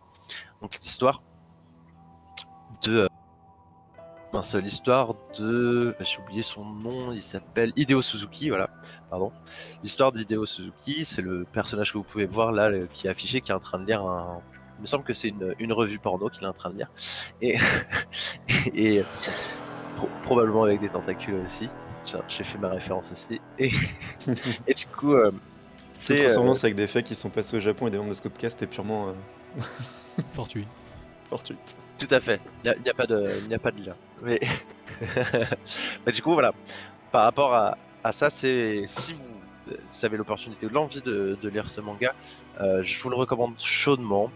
Pour les raisons que j'ai citées, c'est une science-fiction catastrophique assez complètement originale et qui est vraiment très intéressante du début à la fin. La fin peut être décevante, surtout si vous vous attendez à des explications. Donc jamais ne vous attendez jamais à avoir des explications plus que de l'ordre théorique. Même au sein de son propre manga, il fait intervenir des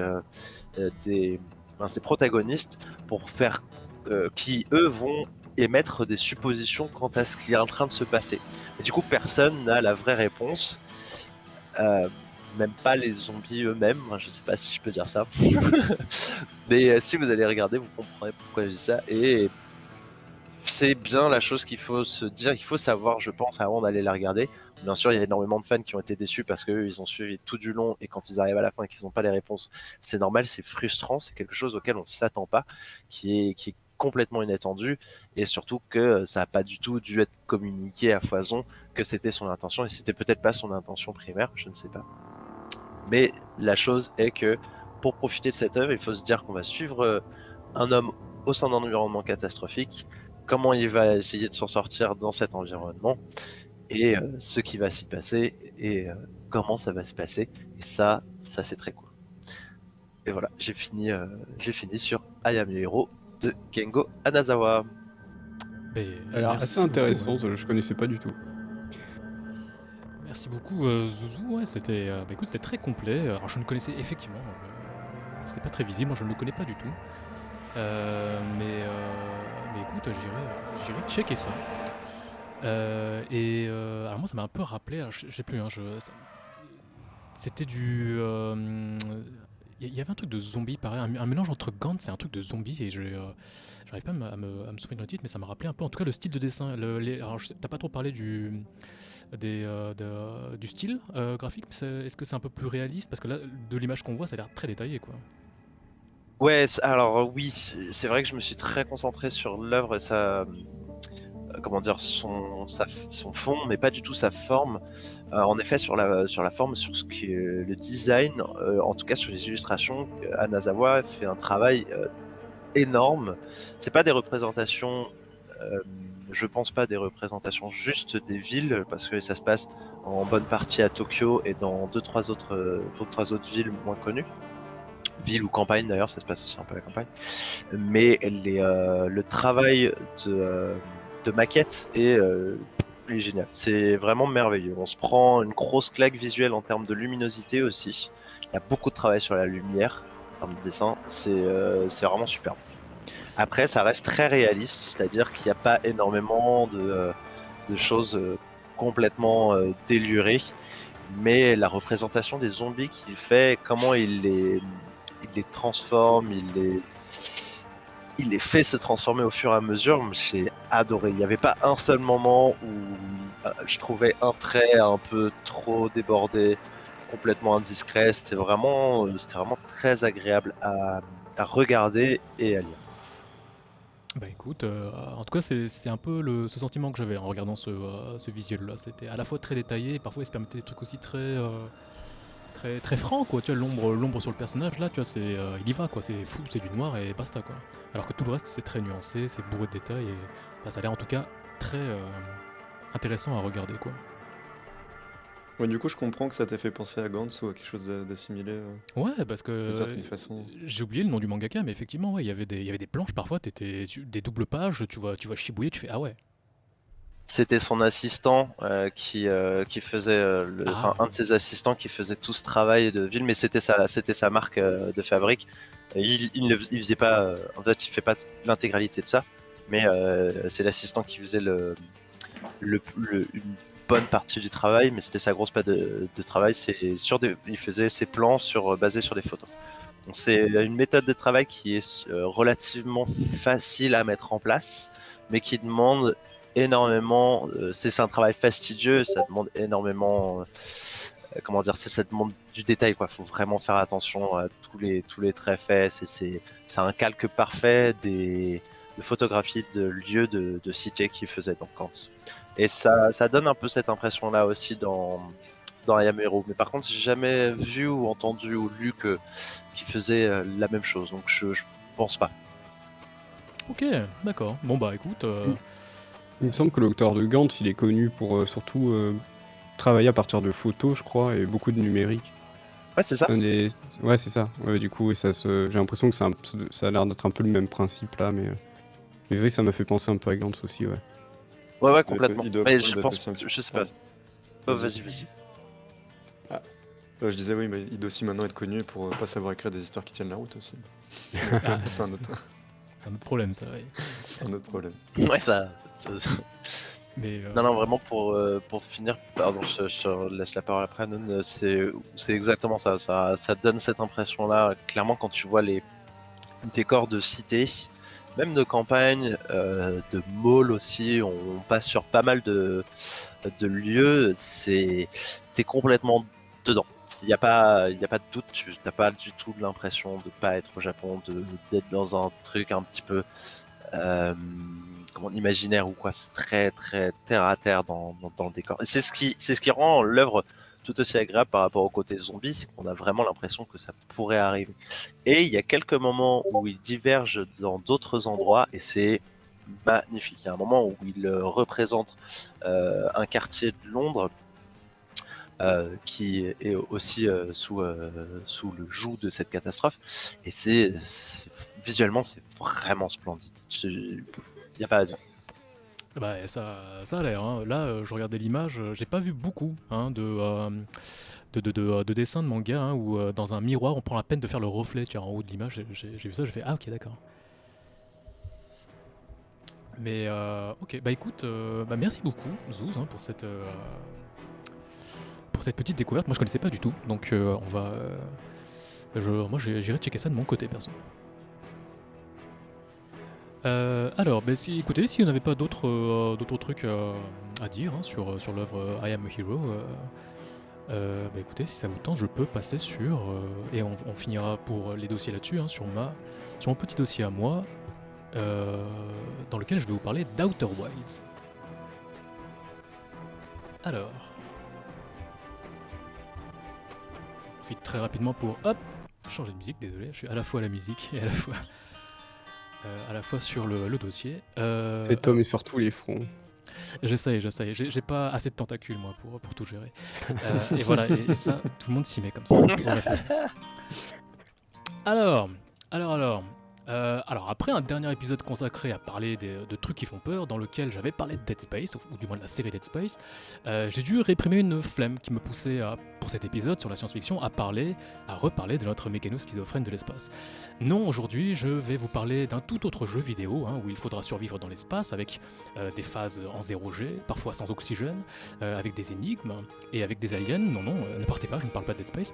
Il s'agit d'un jeu axé sur l'exploration de type monde ouvert, au pluriel, hein. Un jeu où le décollage et l'atterrissage d'une planète se fait sans chargement, un jeu aux planètes singulières qui ne se ressemblent pas entre elles, un jeu qui a fait l'unanimité par sa qualité, donc non, je ne parlerai pas de No Man's Sky, mais bel et bien d'Outer Wilds, et plus précisément de son rapport entre le réalisme et la science-fiction. Alors, sorti fin mai 2019 en exclu temporaire sur l'Epic Game Store sur PC et développé par Moebius Digital, Outer Wilds est un jeu d'aventure-exploration dans l'espace où vous incarnez un jeune alien faisant partie du programme spatial de votre civilisation en quittant votre petite planète. Vous allez vite vous rendre compte qu'il y a quelque chose qui cloche dans l'univers. Et le but du jeu sera de l'explorer et d'en découvrir les mystères afin d'éviter une fin plutôt tragique, on va dire. Alors, le jeu étant difficile à présenter sans trop spoiler, je vais essayer de rester le plus vague possible concernant l'intrigue, tout en essayant de vous expliquer pourquoi ce jeu est pour moi l'un des meilleurs jeux ayant pour thème l'exploration spatiale. Alors, contrairement à No Man's Sky, cité un peu plus tôt, l'espace de jeu d'Outer Wilds est fini. Ici, pas de génération procédurale, il n'y a pas de 2 puissance 64 planètes. En fait, sur cet aspect, Outer Wilds est l'exact opposé. Le jeu se passe dans un système solaire avec un nombre d'astres fixes qui gravitent autour d'une étoile et dont les dimensions nous rappellent plus les planètes du Petit Prince.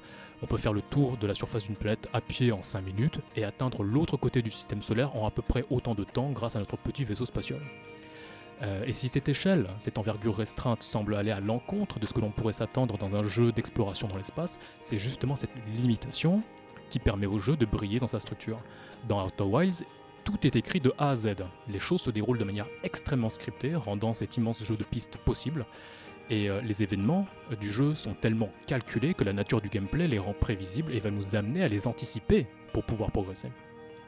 Et toujours, contrairement à No Man's Skies, Outer Wilds ne se soucie pas du réalisme, en tout cas pas comme ce dernier. La première chose qui saute aux yeux à ce sujet, c'est le style graphique, très cartoonesque. Toute l'identité visuelle du jeu s'éloigne du réalisme. Notre vaisseau est en partie fabriqué de bois, les planètes sont à peine plus grandes que dans Mario Galaxy. Là encore, on pourrait se dire que ce genre de parti pris esthétique pourrait tendre à rendre la science-fiction moins crédible. Mais Outer Wilds est un jeu vidéo, et ces partis pris permettent des mécaniques de jeu qui rendent l'expérience de jeu vraisemblable et surtout cohérent. Alors, un exemple.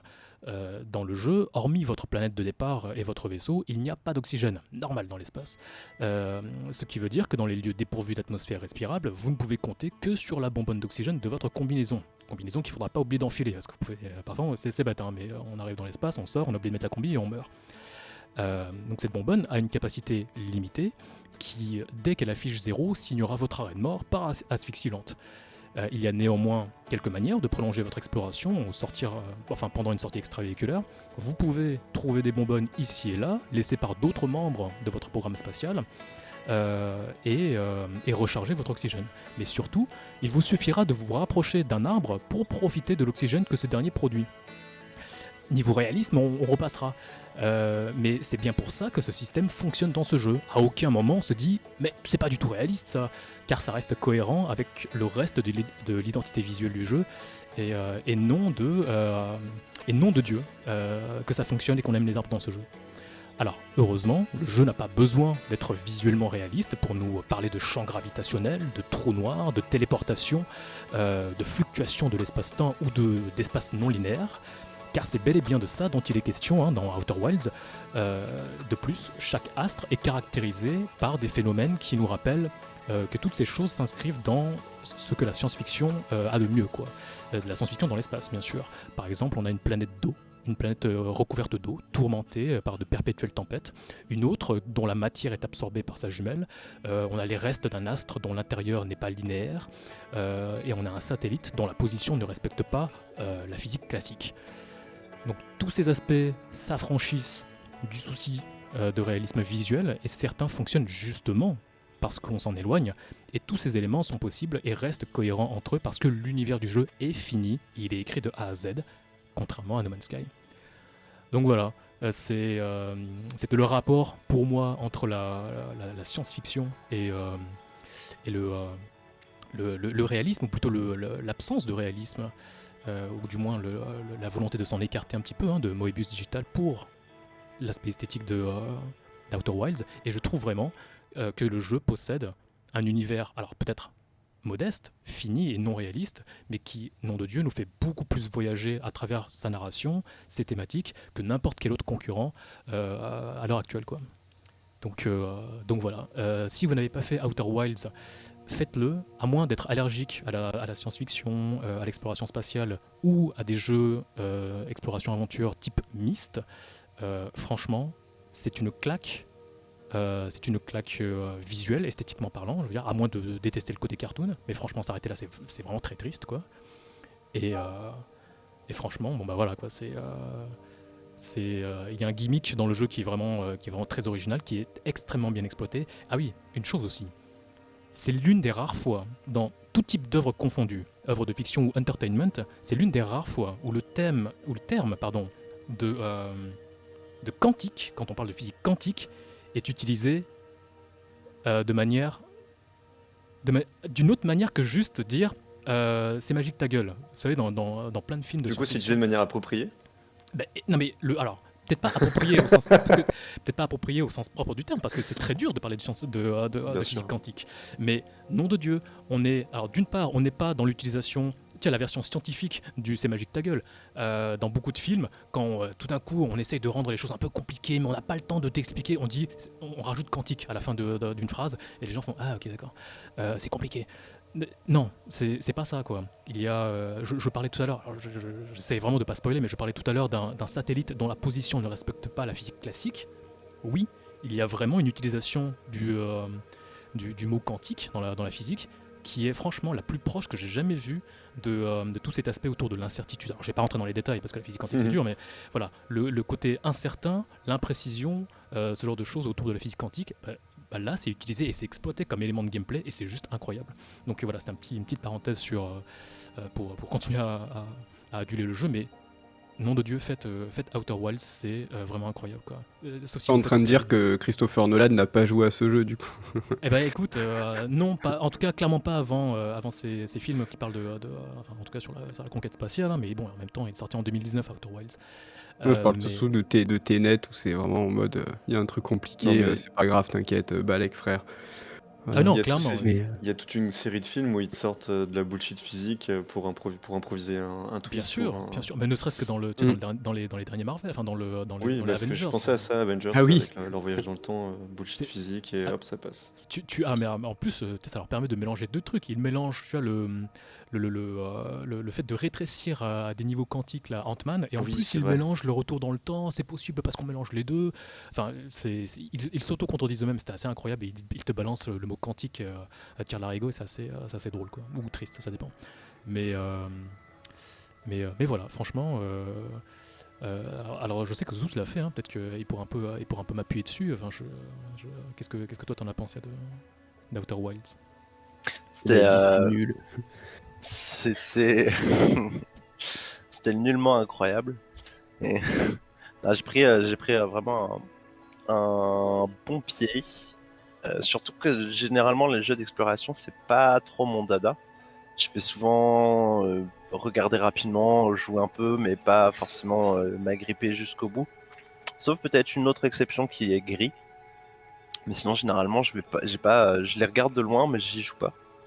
Et là pour le coup c'est à force de comment dire ouais oui c'est à force de tabassage hein, clairement j'avais déjà toi tu m'en parlais un petit peu mais j'avais un autre ami qui me disait vraiment fais-le et un jour je l'ai vu pas cher, j'ai fait bon vas-y je vais essayer, je vais voir un peu ce que ça donne et c'est comme tu l'as dit tu es très rapidement absorbé par l'univers, la beauté de son environnement et le plaisir de l'exploration de ces petits systèmes solaires et de pouvoir passer d'une planète à une autre, de se promener, d'avoir des déconvenus et d'avoir aussi ces espèces de ratios complètement délurés, quoi. On passe d'une planète assez grande avec des arbres qui font à peu près la taille mais qui sont quand même pas très loin de la stratosphère et puis en 2 temps on arrive sur une lune où il y a des arbres aussi ou alors que les arbres font quasiment la taille de la lune. Enfin, il y a des non-sens graphiques et assumés qui sont super enfin super sympas, c'est très agréable à voir, c'est pas réaliste, c'est basé sur une physique complètement réaliste, mais les planètes n'ont pas de sens par rapport à ce qu'on pourrait imaginer et c'est ce qui laisse le jeu être quand même léger dans son exploration et dans son gameplay Et fonctionnel, et, et fonctionnel. et fonctionnel complètement. Et franchement, j'ai adoré, j'ai passé un super moment. Et par contre, fatalement, comme c'est pas trop mon truc, les jeux d'exploration, c'est vrai que je suis allé regarder des solus pour pouvoir avoir la vraie fin du jeu. J'étais bloqué juste à la toute fin, il y a juste un truc qui me manquait. Je suis allé chercher sur internet, mais c'est vrai que passer ça, c'était un grand plaisir une dizaine ou une vingtaine d'heures de jeu, je sais plus, quelque chose comme ça, c'était vraiment très cool. Une vingtaine d'heures, hein. La nature du jeu fait que du coup c'est un peu chacun à sa sauce, hein. Le jeu n'est pas du tout linéaire. Il n'y a aucune directive. La seule directive au début du jeu, le seul prérequis, c'est de pouvoir quitter votre planète sur le vaisseau. Mais à partir de là, c'est vraiment vous qui décidez d'aller où vous voulez. Et à chaque fois en fait que vous allez découvrir un élément pertinent dans votre enquête, ça va être rajouté dans un journal de bord qui va lui s'actualiser et garder toujours en mémoire, peu importe comment vous mourrez ou quoi, euh, vos informations, quoi, les informations que vous avez trouvées. Et alors effectivement, hein, il faut aimer un peu ce côté exploration, hein. C'est un jeu assez spécifique, il n'y a pas d'armes, il n'y a pas d'ennemis il n'y a pas vraiment d'ennemis à abattre ni rien. C'est vraiment beaucoup de ressenti, mais le jeu est extrêmement original. Et j'en profite, hein, pour revenir sur cette question de réalisme. Et je pourrais dire vraiment l'inverse pour appuyer le propos. Si Outer Wilds était réaliste, visuellement, esthétiquement, ça ne fonctionnerait pas. Vous imaginez un jeu réaliste, plus réaliste que No Man's Sky. Vous êtes en scaphandre, vous avez presque plus d'oxygène, vous voyez un arbre dans le vide, vous voyez un arbre dans l'espace, votre oxygène se recharge, ça n'a pas de sens. Donc au-delà d'être cohérent esthétiquement, ça a du sens vraiment pour le gameplay. J'appuie vraiment là-dessus, quoi. Ce n'est pas juste un choix bien maîtrisé artistiquement, ce n'est pas juste joli, ce n'est pas juste cartoonesque, ça a vraiment, voilà, quoi, ça a vraiment un sens, c'est un choix pertinent et le jeu brille de ce côté-là, quoi. Et ça n'empêche pas, ce n'est pas parce qu'il y a un côté cartoon que vous ne pouvez pas, franchement, il y a des moments où la mâchoire elle tombe, quoi. Il y a des moments où vous vous rapprochez du soleil, il y a des moments où vous devez faire un saut, vous savez, comme dans les films de science-fiction dans l'espace, vous devez passer d'une partie d'un vaisseau à un autre et il n'y a aucun moyen de le faire autrement qu'en vous lançant comme ça et en comptant sur votre inertie dans l'espace pour pouvoir atteindre l'autre bout, quoi. Il y a vraiment des moments ultra tendus comme ça et c'est franchement il jongle avec des moments d'énigme et des moments de tension et parfois il mixe les deux, hein, des moments d'énigme avec de la tension et c'est franchement incroyable, quoi. Donc voilà, je vous le recommanderais pas assez, hein. Faites Outer Wilds. Et en plus, on a eu le droit à un DLC gratuit, hein, de la part de Moebius Digital, hein, qui a Echoes of the Eye, je sais plus, l'œil de l'écho, quelque chose comme ça. Et apparemment, ça rajoute tout un pan scénaristique par rapport au jeu principal, qui aurait des thématiques, il semblerait, un petit peu Lovecraftienne, on y revient, et surtout un petit peu horrifique, paraît-il. Donc forcément, on fait des trucs Lovecraftiens, ça va pas être gentil. Mais voilà, si vous aimez la science-fiction, si vous aimez le thème du voyage dans l'espace, franchement, voilà, quoi. Faites Outer Wilds. Et comme tu dis, moi c'est un jeu que j'ai acheté depuis un moment, que je dois faire depuis un moment. En plus, j'ai refait un PC, j'ai tout ce qu'il faut pour vraiment apprécier le jeu à fond. Et je pense que je vais faire plus vite que prévu, parce que là tu m'as vraiment redonné envie de ouf. Mais c'est vrai que ce côté, comme tu disais, c'est quand même le propre de la science-fiction depuis qu'elle a commencé à être créée dans les années 40-50, c'était justement de viser le réalisme le plus possible. Et c'est vrai que du coup, voir des œuvres qui prennent ce contre-pied-là et qui arrivent quand même à être cohérentes dans ce qu'elles veulent raconter, oui. c'est assez cool, quoi. Je pense notamment à... C'est un peu ce que peut faire la licence Final Fantasy sur certains épisodes, où c'est quelque chose qu'on trouve d'ailleurs beaucoup dans le jeu vidéo, moins je trouve dans les romans ou dans les séries ou autres. C'est vraiment propre aux vidéos, je trouve, de trouver ce genre de cas à part. Et ouais, ça a l'air de fonctionner vraiment très très bien, quoi. J'ai très très hâte de le faire. Ça fonctionne vraiment très bien. Il y a vraiment, tu le ressoulignes un peu, mais l'écart qu'il y a entre ce non-réalisme et la profondeur dans les thématiques abordées, tu sens un amour, en fait. Ils vont tellement loin. Tout à l'heure, je vous ai parlé de l'utilisation du terme quantique. Ils le font pas gratuitement. J'ai rarement vu une œuvre de divertissement, voilà, quoi, aborder le truc comme ça. Et alors Zouz en parlait tout à l'heure, il parlait des fins. Il y a plusieurs fins dans le jeu. Alors les autres fins autres que la classique sont très dures à obtenir parce qu'elles sont extrêmement alambiquées et cryptiques. Mais il y a des fins qui sont de l'ordre pas des failles spatio-temporelles, mais comment on appelle ça déjà quand tu modifies ton passé, que tu fais des Paradoxe. Voilà, il y a des fins vraiment du type paradoxe temporel ou paradoxe espace-temps. Il y a un amour dans l'écriture des différents passages, des thèmes de la science-fiction dans ce jeu, et c'est vraiment incroyable, quoi. Ils vont vraiment très très loin, à un tel point que les gens qui ont dû découvrir ces fins, ils se sont dit, attends, mais si je fais ça là, si je passe à ce moment-là pile dans le téléporteur, mais que juste avant j'appuie sur ce bouton, est-ce que ça va me copier, ça va me doubler ou quoi? Ils se sont dit, ah, c'est pas possible, ils ont pas pensé à ça. Ils voient le jeu, ils chargent la sauvegarde, il se passe un truc, t'as une mort chelou, tu reviens, tu fais what? Enfin, il se passe vraiment des trucs comme ça, quoi. Et ils sont, enfin, tu sens quoi qu'il y a vraiment une intention, une volonté qui est absolument, qui va absolument dans ce sens-là, quoi. Et le côté cartoonesque, l'aspect esthétique, d'une part, n'entrave pas le truc, mais au contraire permet, on n'y croirait pas au début, mais permet, voilà, d'élever toutes ces thématiques, quoi. Et c'est franchement incroyable. Ce n'est pas juste un bon jeu, quoi. Mais franchement, ça l'est, quoi, déjà de base. Donc rien que pour ça, donnez-lui sa chance, hein. Si vous voyez petite promo sur Steam ou quoi, n'hésitez pas. Et pareil, hein, ça peut faire un petit cadeau de Noël. Ouais, ça peut être un cadeau de Noël sympa. C'est vrai. Donc voilà. Est-ce que des petites questions Non, j'ai vraiment trop envie. Faut vraiment que je lui redonne. Enfin, pas que je lui redonne une chance parce que je sais que je vais kiffer, mais il faut que je lui redonne du temps, quoi. Et je pense que je vais annuler ma commande de Shin Megami Tensei 5. Je rigole. Mais non, vraiment, je vais essayer de le faire vite. Et d'ailleurs, tu voulais me voir le commencer parce que ça peut être marrant de Bien sûr. voir oui, ma non, mais réaction et tout. Mais ouais, ouais, je vais vraiment lui donner le temps qu'il mérite. Et je vais en plus 20 heures, ça va. C'est pas. Je pensais que c'était un truc beaucoup plus dense.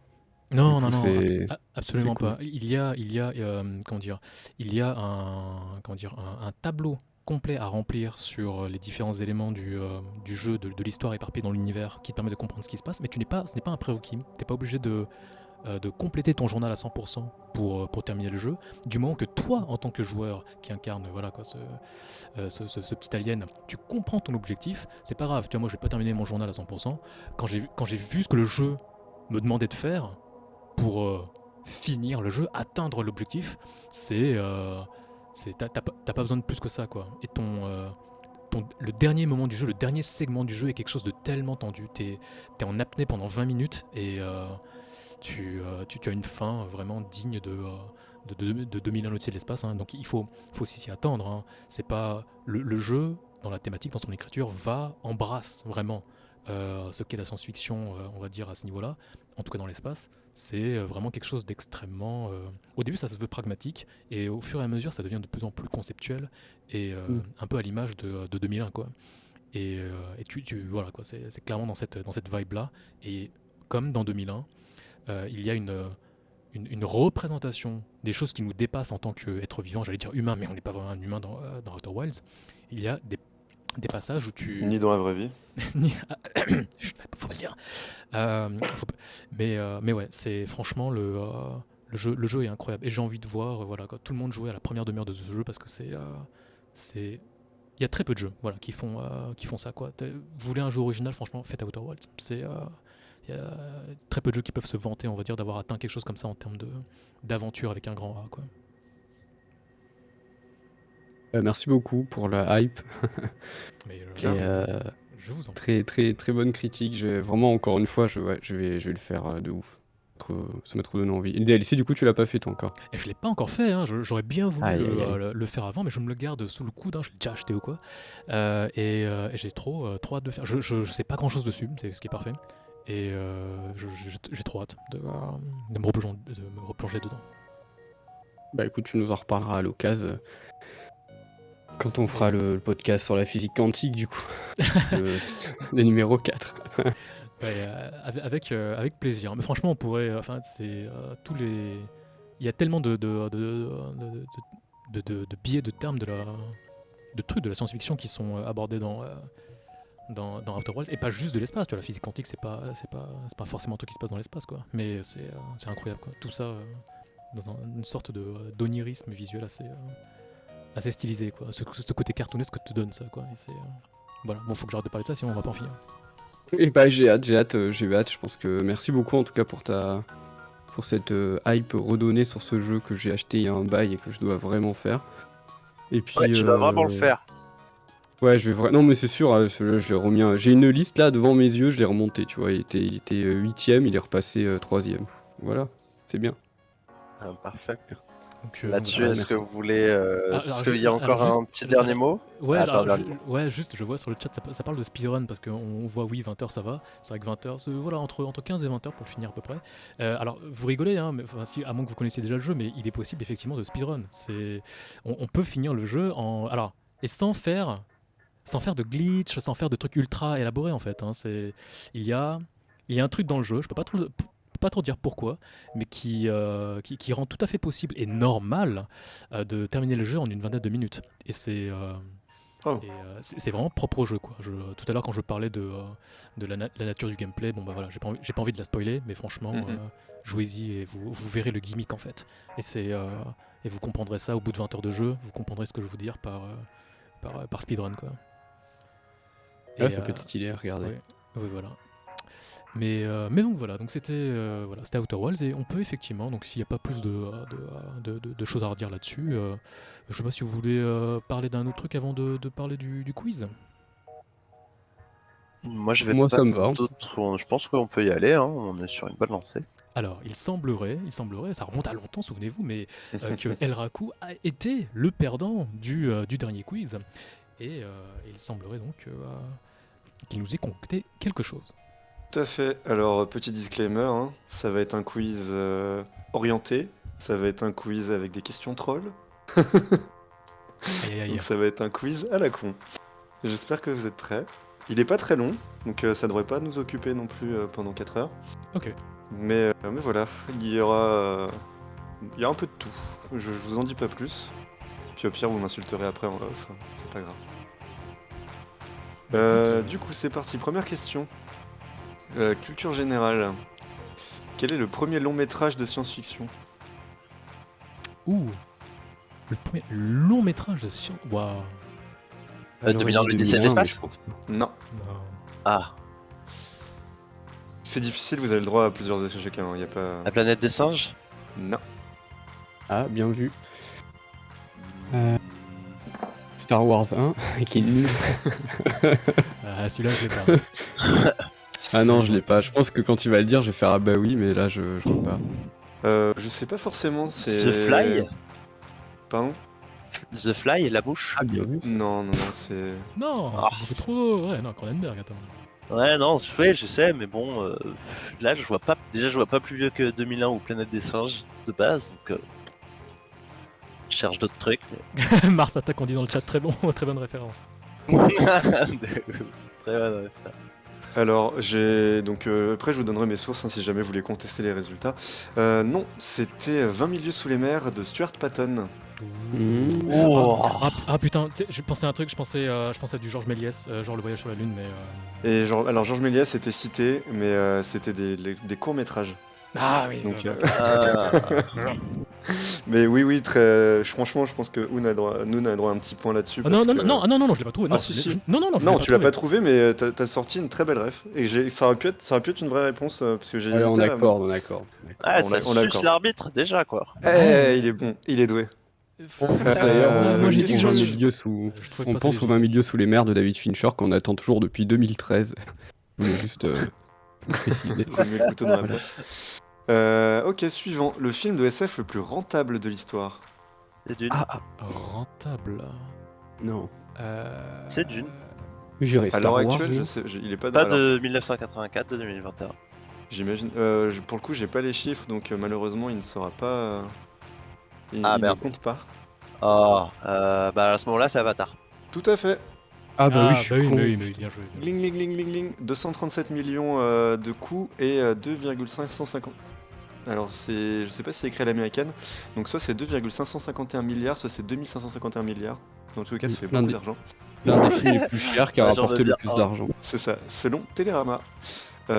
Question culture G. Dans quelle ville se déroule le festival français dédié à la SF?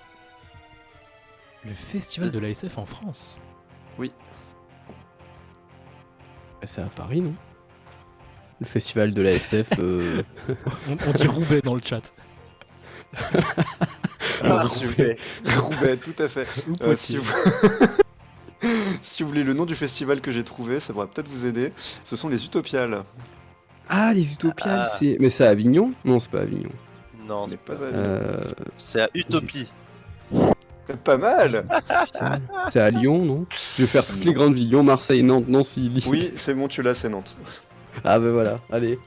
J'ai piffé, mais Du j'ai. premier coup, trop fort. Du premier coup. Quel enfer. Que quelqu'un l'arrête. Question légèrement orientée. Quel auteur de SF j'aime le moins? Alain Damasio. Oui. Ah, mais non, Je mais, te ouais, mais ça, y a déteste, que mais j'ai le Jojo point. qui peut marquer ça. Oh là là. Allez. Parce qu'on Ah, se j'ai pas bat à dit que chaque c'était fois. fair, j'ai pas dit que j'ai pas dit que ce quiz était juste, hein. Non. Quel est le film de science-fiction le plus cher? Avatar. De science-fiction. Bah, Dune, encore une fois, mais s'il est pas dans tes chiffres. Il est pas dans mes chiffres, malheureusement. Euh, Avec ou C'est sans pas inflation Avatar. Pardon? C'est pas Avatar. Non, c'est pas Avatar. De science-fiction. Gravity? cher. Parce que emmener Sandra Bullock dans l'espace, ça a dû coûter cher. quand même. C'est pas Interstellar? Non. En Ah. tout cas, c'était pas sur mon petit calepin. La planète Ah. des singes? Non, pas les Ça derniers, me parce qu'ils sont très dit chers les derniers. M'étonne que ce soit pas Interstellar. C'est moi qui ai signé le chèque, alors je le sais. Waouh! Ah, c'est pas évident. Je suis sûr que ça va être un truc rincé en plus. Ah, de ouf. Ah, c'est un, bon... c'est un truc genre Transformers ou un truc de Michael. Un truc. Tu te rapproches, Ouais. tu te rapproches. Ah, Michael Bay? Ah, Fast and Furious. Non, ah non, quand même pas. ce point-là. Bah, attends, franchement, je suis désolé, quand il passe une voiture d'une tour à une autre dans le Certes. à Oui, bien Dubaï, ça rentre dans Je- le cadre. Hein. C'est de la Je pense fiction, à la ouais, scène où il on va saute dire. d'un Quand pont, t'as- il quand arrive à t'as- rattraper la meuf avec le bon angle et la ramener sur l'autre pont avec la vitesse de la voiture. Ça n'a aucun sens. De la science. C'est Euh, impossible. Non. Bon, je vous donne la réponse, vous galérez un petit peu, on va pas Hmm. faire s'éterniser ça trop longtemps. C'est Age of Ultron, qui a coûté Oh, 356 ouais. Ah, millions de j'aurais dû dollars. penser à un Marvel, Oh, mais oui, ouais, je je suis l'aurais pas dit. bête. Ouais. Et il est juste derrière Pirates des Caraïbes, qui a coûté 379 millions. Et on parle du 3, hein, qui commence à dater. Hein. Mais je croyais que c'était lui le film le plus cher de l'histoire. Ah bah ça a été dépassé alors, je savais Ah, pas ça du a été- tout. Ouais, ça a été dépassé, mais quand même, il est vieux, Ouais. il commence à vieillir, quoi, Pierre des Ben Caraïbes ouais. 3. Bah, Pirates des Caraïbes 3, à l'heure actuelle, c'est un des films les plus chers, ouais. Alors, du coup, j'ai pas les chiffres pour le film de Villeneuve, donc je ne saurais pas le situer. Non, mais de toute façon, d'après Zouzou, Dune c'est la réponse à toutes tes questions depuis le début. Donc. Alors, celle-là est difficile aussi, mais je ne pouvais pas ne pas la faire. Quel auteur de science-fiction a inventé le thème univers parallèle? Dune. C'est ce que j'allais dire. Tricheur. Un auteur de D'univers science-fiction. parallèle Attends, Oui. d'univers. Mais le thème c'est d'univers Kadik, parallèle. non? Ouais, le terme univers parallèle a été écrit pour la première fois dans un livre d'un auteur de science-fiction. Je peux vous donner le nom du livre si ça peut peut-être vous aider, hein, vu que de toute façon, vous l'aurez compris, ce questionnaire est totalement rigged. C'est Men Like Gods, donc des hommes comme des dieux en français, avec celui qui Ouais. googlera le plus vite. J'aurais dit Kadik parce que c'est un thème qu'il aime bien, mais non, du coup. Hmm. Ah, mais moi j'utilise pas Google, c'est de la. Ce n'est pas pourri. Kadik, C'est pas ou Asimov. Ecosia, ou... Non, ce n'est pas Asimov non plus. vu Vous avez la comment- bonne- Vu comment on répond, je pense qu'aucun de nous ne regarde sur Google. Sinon, on le saurait. Alors t'as vraiment un très mauvais Google. Quoi. Oui, j'ai pas une bonne connexion. Bon, du coup j'ai trouvé la réponse, mais je le dirai pas. Ouais, je sais pas. Franchement, je sais pas. Effectivement, H.G. c'est vraiment le Ouais. papa de la SF quoi. C'est H.G. Wells, Ouais. Ouh. en 1923. C'est... ouais. Donc j'étais obligé de parler de lui quand même. Oui, mais bien sûr, bien sûr. Enfin, on en est à combien de nombre de questions sur combien? Enfin, non, t'es pas obligé de me Il y en dire, a- mais à peu près, il y a une on est douzaine, au il y a une milieu. douzaine de questions, donc vous êtes à peu près au milieu, ouais. Ah ouais, vous remarquez quand même que Oun est nul pour une fois. Mhm. C'est le premier Ouais. quiz où il est nul. Ah, Ou alors, il est dur. Ah, hein. et là, Alors, continue. Dernière question dure. Après, je crois que c'est que des trucs faciles. Ça sera de la vitesse ou du troll. Quel auteur français a imaginé la fusée? Bah, c'est mince, c'est celui qui a fait. Ah c'est Jules Verne. Oui. Oui, c'est Jules Verne, Ah, merci. bien joué, Ah, bien joué. faux did, j'arrivais pas à le retrouver. Génie. C'est Jules Verne, tout à fait. Alors attention, question de vitesse. Combien de gigawatts? 2,21. 2,21. C'est- Alors, Zouzou, je suis désolé, t'as dit 21 d'abord. Et pendant ce temps-là, t'as Noon qui a saturé son micro pour donner sa réponse. Je suis Bah, navré. je sais, on l'a dit en même temps. Ouais, donc je vais vous donner un point chacun, de toute façon vous êtes derrière. Euh, Inception a été pompé de quel film? Paprika. Paprika. Africa. En, Ouais. en partie, en partie. Oui. Oui, non, mais je vous ai dit encore une fois, hein, c'est totalement orienté comme questionnaire. Hmm. Quelle saga aurait dû finir il y a 15 ans? Star Wars. Oh. Oh là là, mais il est en Et, feu ce soir. et c'est pas la seule, on va pas se mentir. Hein. Ouais. Bon, celle-là, je pense qu'elle est un petit peu pour Zouzou. Que fait Jafar? Jafar, je suis coincé. Pardon. Non, c'est pas celui-là. C'est pas du Jafar. Il veut se faire la princesse. Mais non, putain. Et il veut devenir. Il veut devenir vizir. Mais Jaffa, pas Jafar. Jafar? C'est pas Ah grave. pardon, j'étais sur Jafar. Du coup, j'arrive. Oui. Ouais, moi aussi. Que fait Jaffa? Jafakri. Oui. Putain, désolé, hein. J'étais C'est trop pas sur grave. Jafar. Mais oui. J'étais resté sur Yago. Jafar, je suis coincé. J'ai bien Pardon. compris. J'ai complètement perdu là. Ouais, pareil. Et, y a encore, pas de et sens. du coup, dernière question très importante. Quelle est l'œuvre que je n'ai pas du tout évoquée alors qu'on parle de SF depuis le début? Dune? Oui. Yes. C'est vrai, c'est vrai. Je le savais qu'elle était quelque part. Il a eu son Nom de point Dieu. d'une quoi. J'ai C'est même- comme la mer C'était Noire. vraiment la vraiment mer pas- Noire, quoi. C'est- Même en parlant du prix. Même en parlant C'est vraiment la merde. Même en parlant des prix des films et tout ça, j'ai parlé du film de Denis Villeneuve et j'ai pas dit Dune. J'ai fait Ah, bien très bien, attention. très bien. Très bien. Elle Donc était voilà. pour moi, celle-là. Elle était totalement pour toi. Tu l'attendais. T'avais vu qu'il y avait Dune dans une réponse dans mon questionnaire ou comment ça se passe? On sait que c'est ton œuvre préférée de tous les temps, donc du coup on s'est dit va en parler au bout d'un moment. C'est ça. Et Bah, voilà. du coup, c'est Jojo qui a gagné, Zouzou qui est bon deuxième et à Oun de faire le prochain questionnaire. Ah, mais. Allez, Ouais, first tu vois. time pour Oun, quoi. Ouais, Là, il Vous a des allez va boulons. s'en voir, prier. Ah oui, mais je vais faire des questionnaires injustes de l'enfer, moi, dans ce cas. Bon voilà, désolé Noun, j'espère que tu te sens pas trop lésé. Non, mais écoute, Je ça sais- fallait bien que ça arrive. En vrai, c'est un questionnaire polarisé, mais seulement sur certaines questions. C'est ça. Oui, Genre, et t'aurais le- pu trouver quelques-unes. Genre Avatar, t'aurais pu trouver, par exemple. Ah oui, j'aurais pu trouver, ça y a pas de problème. Ah mais je suis d'accord qu'en dehors des trucs un peu polarisés, c'était juste dur et que voilà, que j'étais pas là. Enfin, j'étais pas là, réussi. il était pas là le gars, il était pas là. Ah, mais il Pas faut grave, une première tu fois feras à le tout, prochain. hein. Ouais, tu te rattrapes pas après. C'est vrai que pour eux, c'est vraiment la première fois où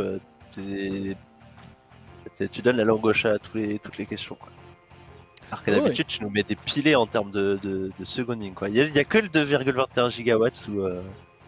Ah moi je Il trouvais a, que c'était... il a mis 2 points. Pardon? Ça, Ah mais, après moi je trouvais que c'était dur, hein, et c'est vous qui étiez bon. Ça sont des choses qui arrivent. Souvent Après, le vous me premier qui est direz, le hein, meilleur. si vous avez trouvé que c'était trop dur, je modulerai pour la prochaine fois. non, c'était très bien. Parfait. Quand il est content d'être passé devant nous. Moi j'ai trouvé ça très très bien, c'était vraiment le meilleur quiz je pense depuis le début de l'émission. Donc, c'est- voilà. Bon, bah, très bien, merci Karl pour ce quiz, c'était cool. Et du coup, on peut conclure. Du coup, on a chacun parlé de nos œuvres, on a fait le petit quiz et vous voulez on peut peut-être se donner nos attentes Ouais, comme d'habitude. jusqu'à la prochaine fois. Les trucs qui arrivent et pour lesquels on est méga hypé, qu'on attend comme des fous. Bah, vas-y, Donc commence. peut-être, commençons. Non, tu vois, on va commencer par le bon perdant du quiz, on va commencer par Oun. Bah écoutez, Dis-nous tout. ouais, ce que j'attends, bon, bah, c'est pas très dur, hein, je peux en faire des quiz simples comme ça, hein, c'est quel est le jeu que j'attends le plus en ce moment, c'est- Elden Ring. Et bah bravo, bah, je donne le point à Karl, tiens, voilà. Mais oui, complètement, bah, alors la date a été repoussée, hein, ce n'est plus en janvier mais en février. Il y a les test network qui sont apparus, donc là, la moitié des influenceurs d'internet sont en train d'y jouer. Euh, C'était très dur pour les Européens et les Français d'avoir des netcodes, hein, parce que des codes pour l'accès à Test Network, parce que le truc de Bandai Namco en Europe se basait sur un système de premier arrivé, premier servi, alors que le reste du monde c'était des trucs aléatoires. Mais voilà, du coup, j'essaie de faire gaffe à Twitter et à YouTube en ce moment. Ça va être dur de faire ça pendant plus de 3 mois. 3 mois. Mais voilà, c'est le truc que j'attends le plus. Qu'est-ce que j'attends de ouf aussi ouais, d'une partie 2. Hein. Je dois avouer que le film m'a quand même bien saucé, hein, le film de Villeneuve. Je fais partie des gens qui n'ont pas lu le livre, hein, donc voilà, hein, je peux l'apprécier pour ce qu'il est, sans tomber dans la comparaison. Et voilà, mais je compte aussi lire les livres derrière. Non, sinon, qu'est-ce que j'attends J'attends le prochain jeu des créateurs de Hyper Light Drifter, Solar H. Qu'est-ce que j'attends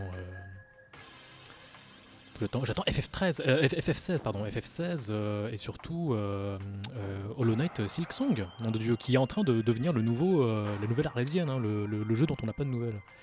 Elden Ring, on a des news maintenant, mais moi je veux du Hollow Knight quoi. Donc voilà, c'est les trucs qui m'empêchent de dormir la nuit en ce moment. Bah, c'est une Ça belle marche. liste, hein. Ouais, tout à fait. Bah, je suppose que tu veux reprendre, Jojo, tu veux continuer toi sur les Ouais, quelles sont ouais, tes ouais, attentes? Tu peux me dire qu'est-ce que moi en fait, tous les trucs que j'attendais de ouf sont tous sortis là en septembre-octobre. Il y avait Metroid, il y avait Shin Megami Tensei demain, il y avait Lost Judgment, donc là j'ai bien pu kiffer ce mois-là. Et du coup, la grosse sortie, évidemment, c'est comme vous tous, c'est Elden Ring, vraiment en février. J'espère qu'il n'y aura pas de report. Et j'attends aussi beaucoup l'extension de FF14 parce que je me suis remis. Donc, Endwalkers qui sort, du coup, c'est quand déjà, je sais plus. Ça a été reporté, hein, ça a tombé en janvier. Je te dis ça tout de suite. Ah bon? Je croyais que c'était reporté dans quelques semaines, moi. Non, ouais, il était censé sortir en décembre ouais. et il va sortir. Ah, j'ai eu le seum. Qu'est-ce que je raconte? Attends, voir. Attends, mais je raconte peut-être de la merde. Non, Mais non, non, il tu sort. dis. Oui, non, il était censé sortir en novembre et il va sortir en décembre. Putain, t'as donné une crise cardiaque à tous les gens qui étaient. Ok. Le Bon, 7 voilà, décembre, j'attends ça. Et puis non, vraiment, chez Megami Tensei, du coup, que j'ai reçois demain, et c'était ma grosse attente de la fin d'année, donc je vais le poncer. Et puis voilà, pas plus, enfin pas plus, c'est un jeu qui va me prendre 800 heures, mais pas plus pour l'instant. Et toi, du coup, Zouzou? Ah, pour ma part, il n'y a pas de grande différence avec vous, hein. Même chose, Elden Ring, Solar Ash aussi. Solar Ash ce sera bientôt et Silksong également. Trois licences trois licences. Parce que Solar Ash c'est pas vraiment une licence, mais plutôt deux licences qui touchent à mon cœur et puis une qui j'attends énormément le travail du studio en l'occurrence. Après là aujourd'hui j'ai beaucoup plus d'attente de pouvoir trouver un moment pour aller au cinéma parce qu'il y a tellement de films, on en a parlé de certains comme le dernier duel que j'ai très envie de voir Wes et Anderson. beaucoup d'autres. Le French Dispatch que j'ai toujours pas vu non plus. Ouais, c'est Bon, vrai. Le il y a de Edgar quoi Wright. faire quoi. Il y a Last Night in Soho également. Voilà. Là, je suis plus sur des choses que j'attendais et que j'avais envie de voir dès la sortie et que finalement je suis toujours pas allé voir. Et je suis en train de me ronger les doigts à me dire qu'il faudrait que j'aille voir ça avant que ça parte du cinéma et que je sois dégoûté de pas les avoir vus plus tôt, quoi, tout simplement. Mais sinon en attente, j'ai toujours, mais j'en avais déjà parlé je crois il y a pas longtemps, mais j'ai toujours en attente la saison 2 de The Witcher, ayant vraiment apprécié la première et étant très attaché à cet univers. Et puis clairement, c'est tout ce que je peux trouver de potent qui est lié à CD Red Project et qui me donne envie aujourd'hui. Voilà. C'est vrai. Sinon, j'attends toujours la véritable mise à jour de Cyberpunk 2077, bien que Ah, dernièrement pareil. on dise que le jeu valait le coup. Je me suis toujours pas décidé à retenter ma chance. Moi, j'attends la Et- match PS5 qui doit sortir en mars 2021. Donc j'attends de pouvoir un an de retard quasiment. Voilà. Donc on attend. On attend ça. Ouais, du coup, je vais passer la parole à El Raku. Qu'est-ce que toi tu attends en ce moment? Écoute, comme vous tous, Silksong, hein. Faut bien que je le dise à chaque épisode. Ah oui. Sinon, moi, j'attends de trouver du temps parce que j'ai commencé plein de séries, j'ai plein de trucs à voir.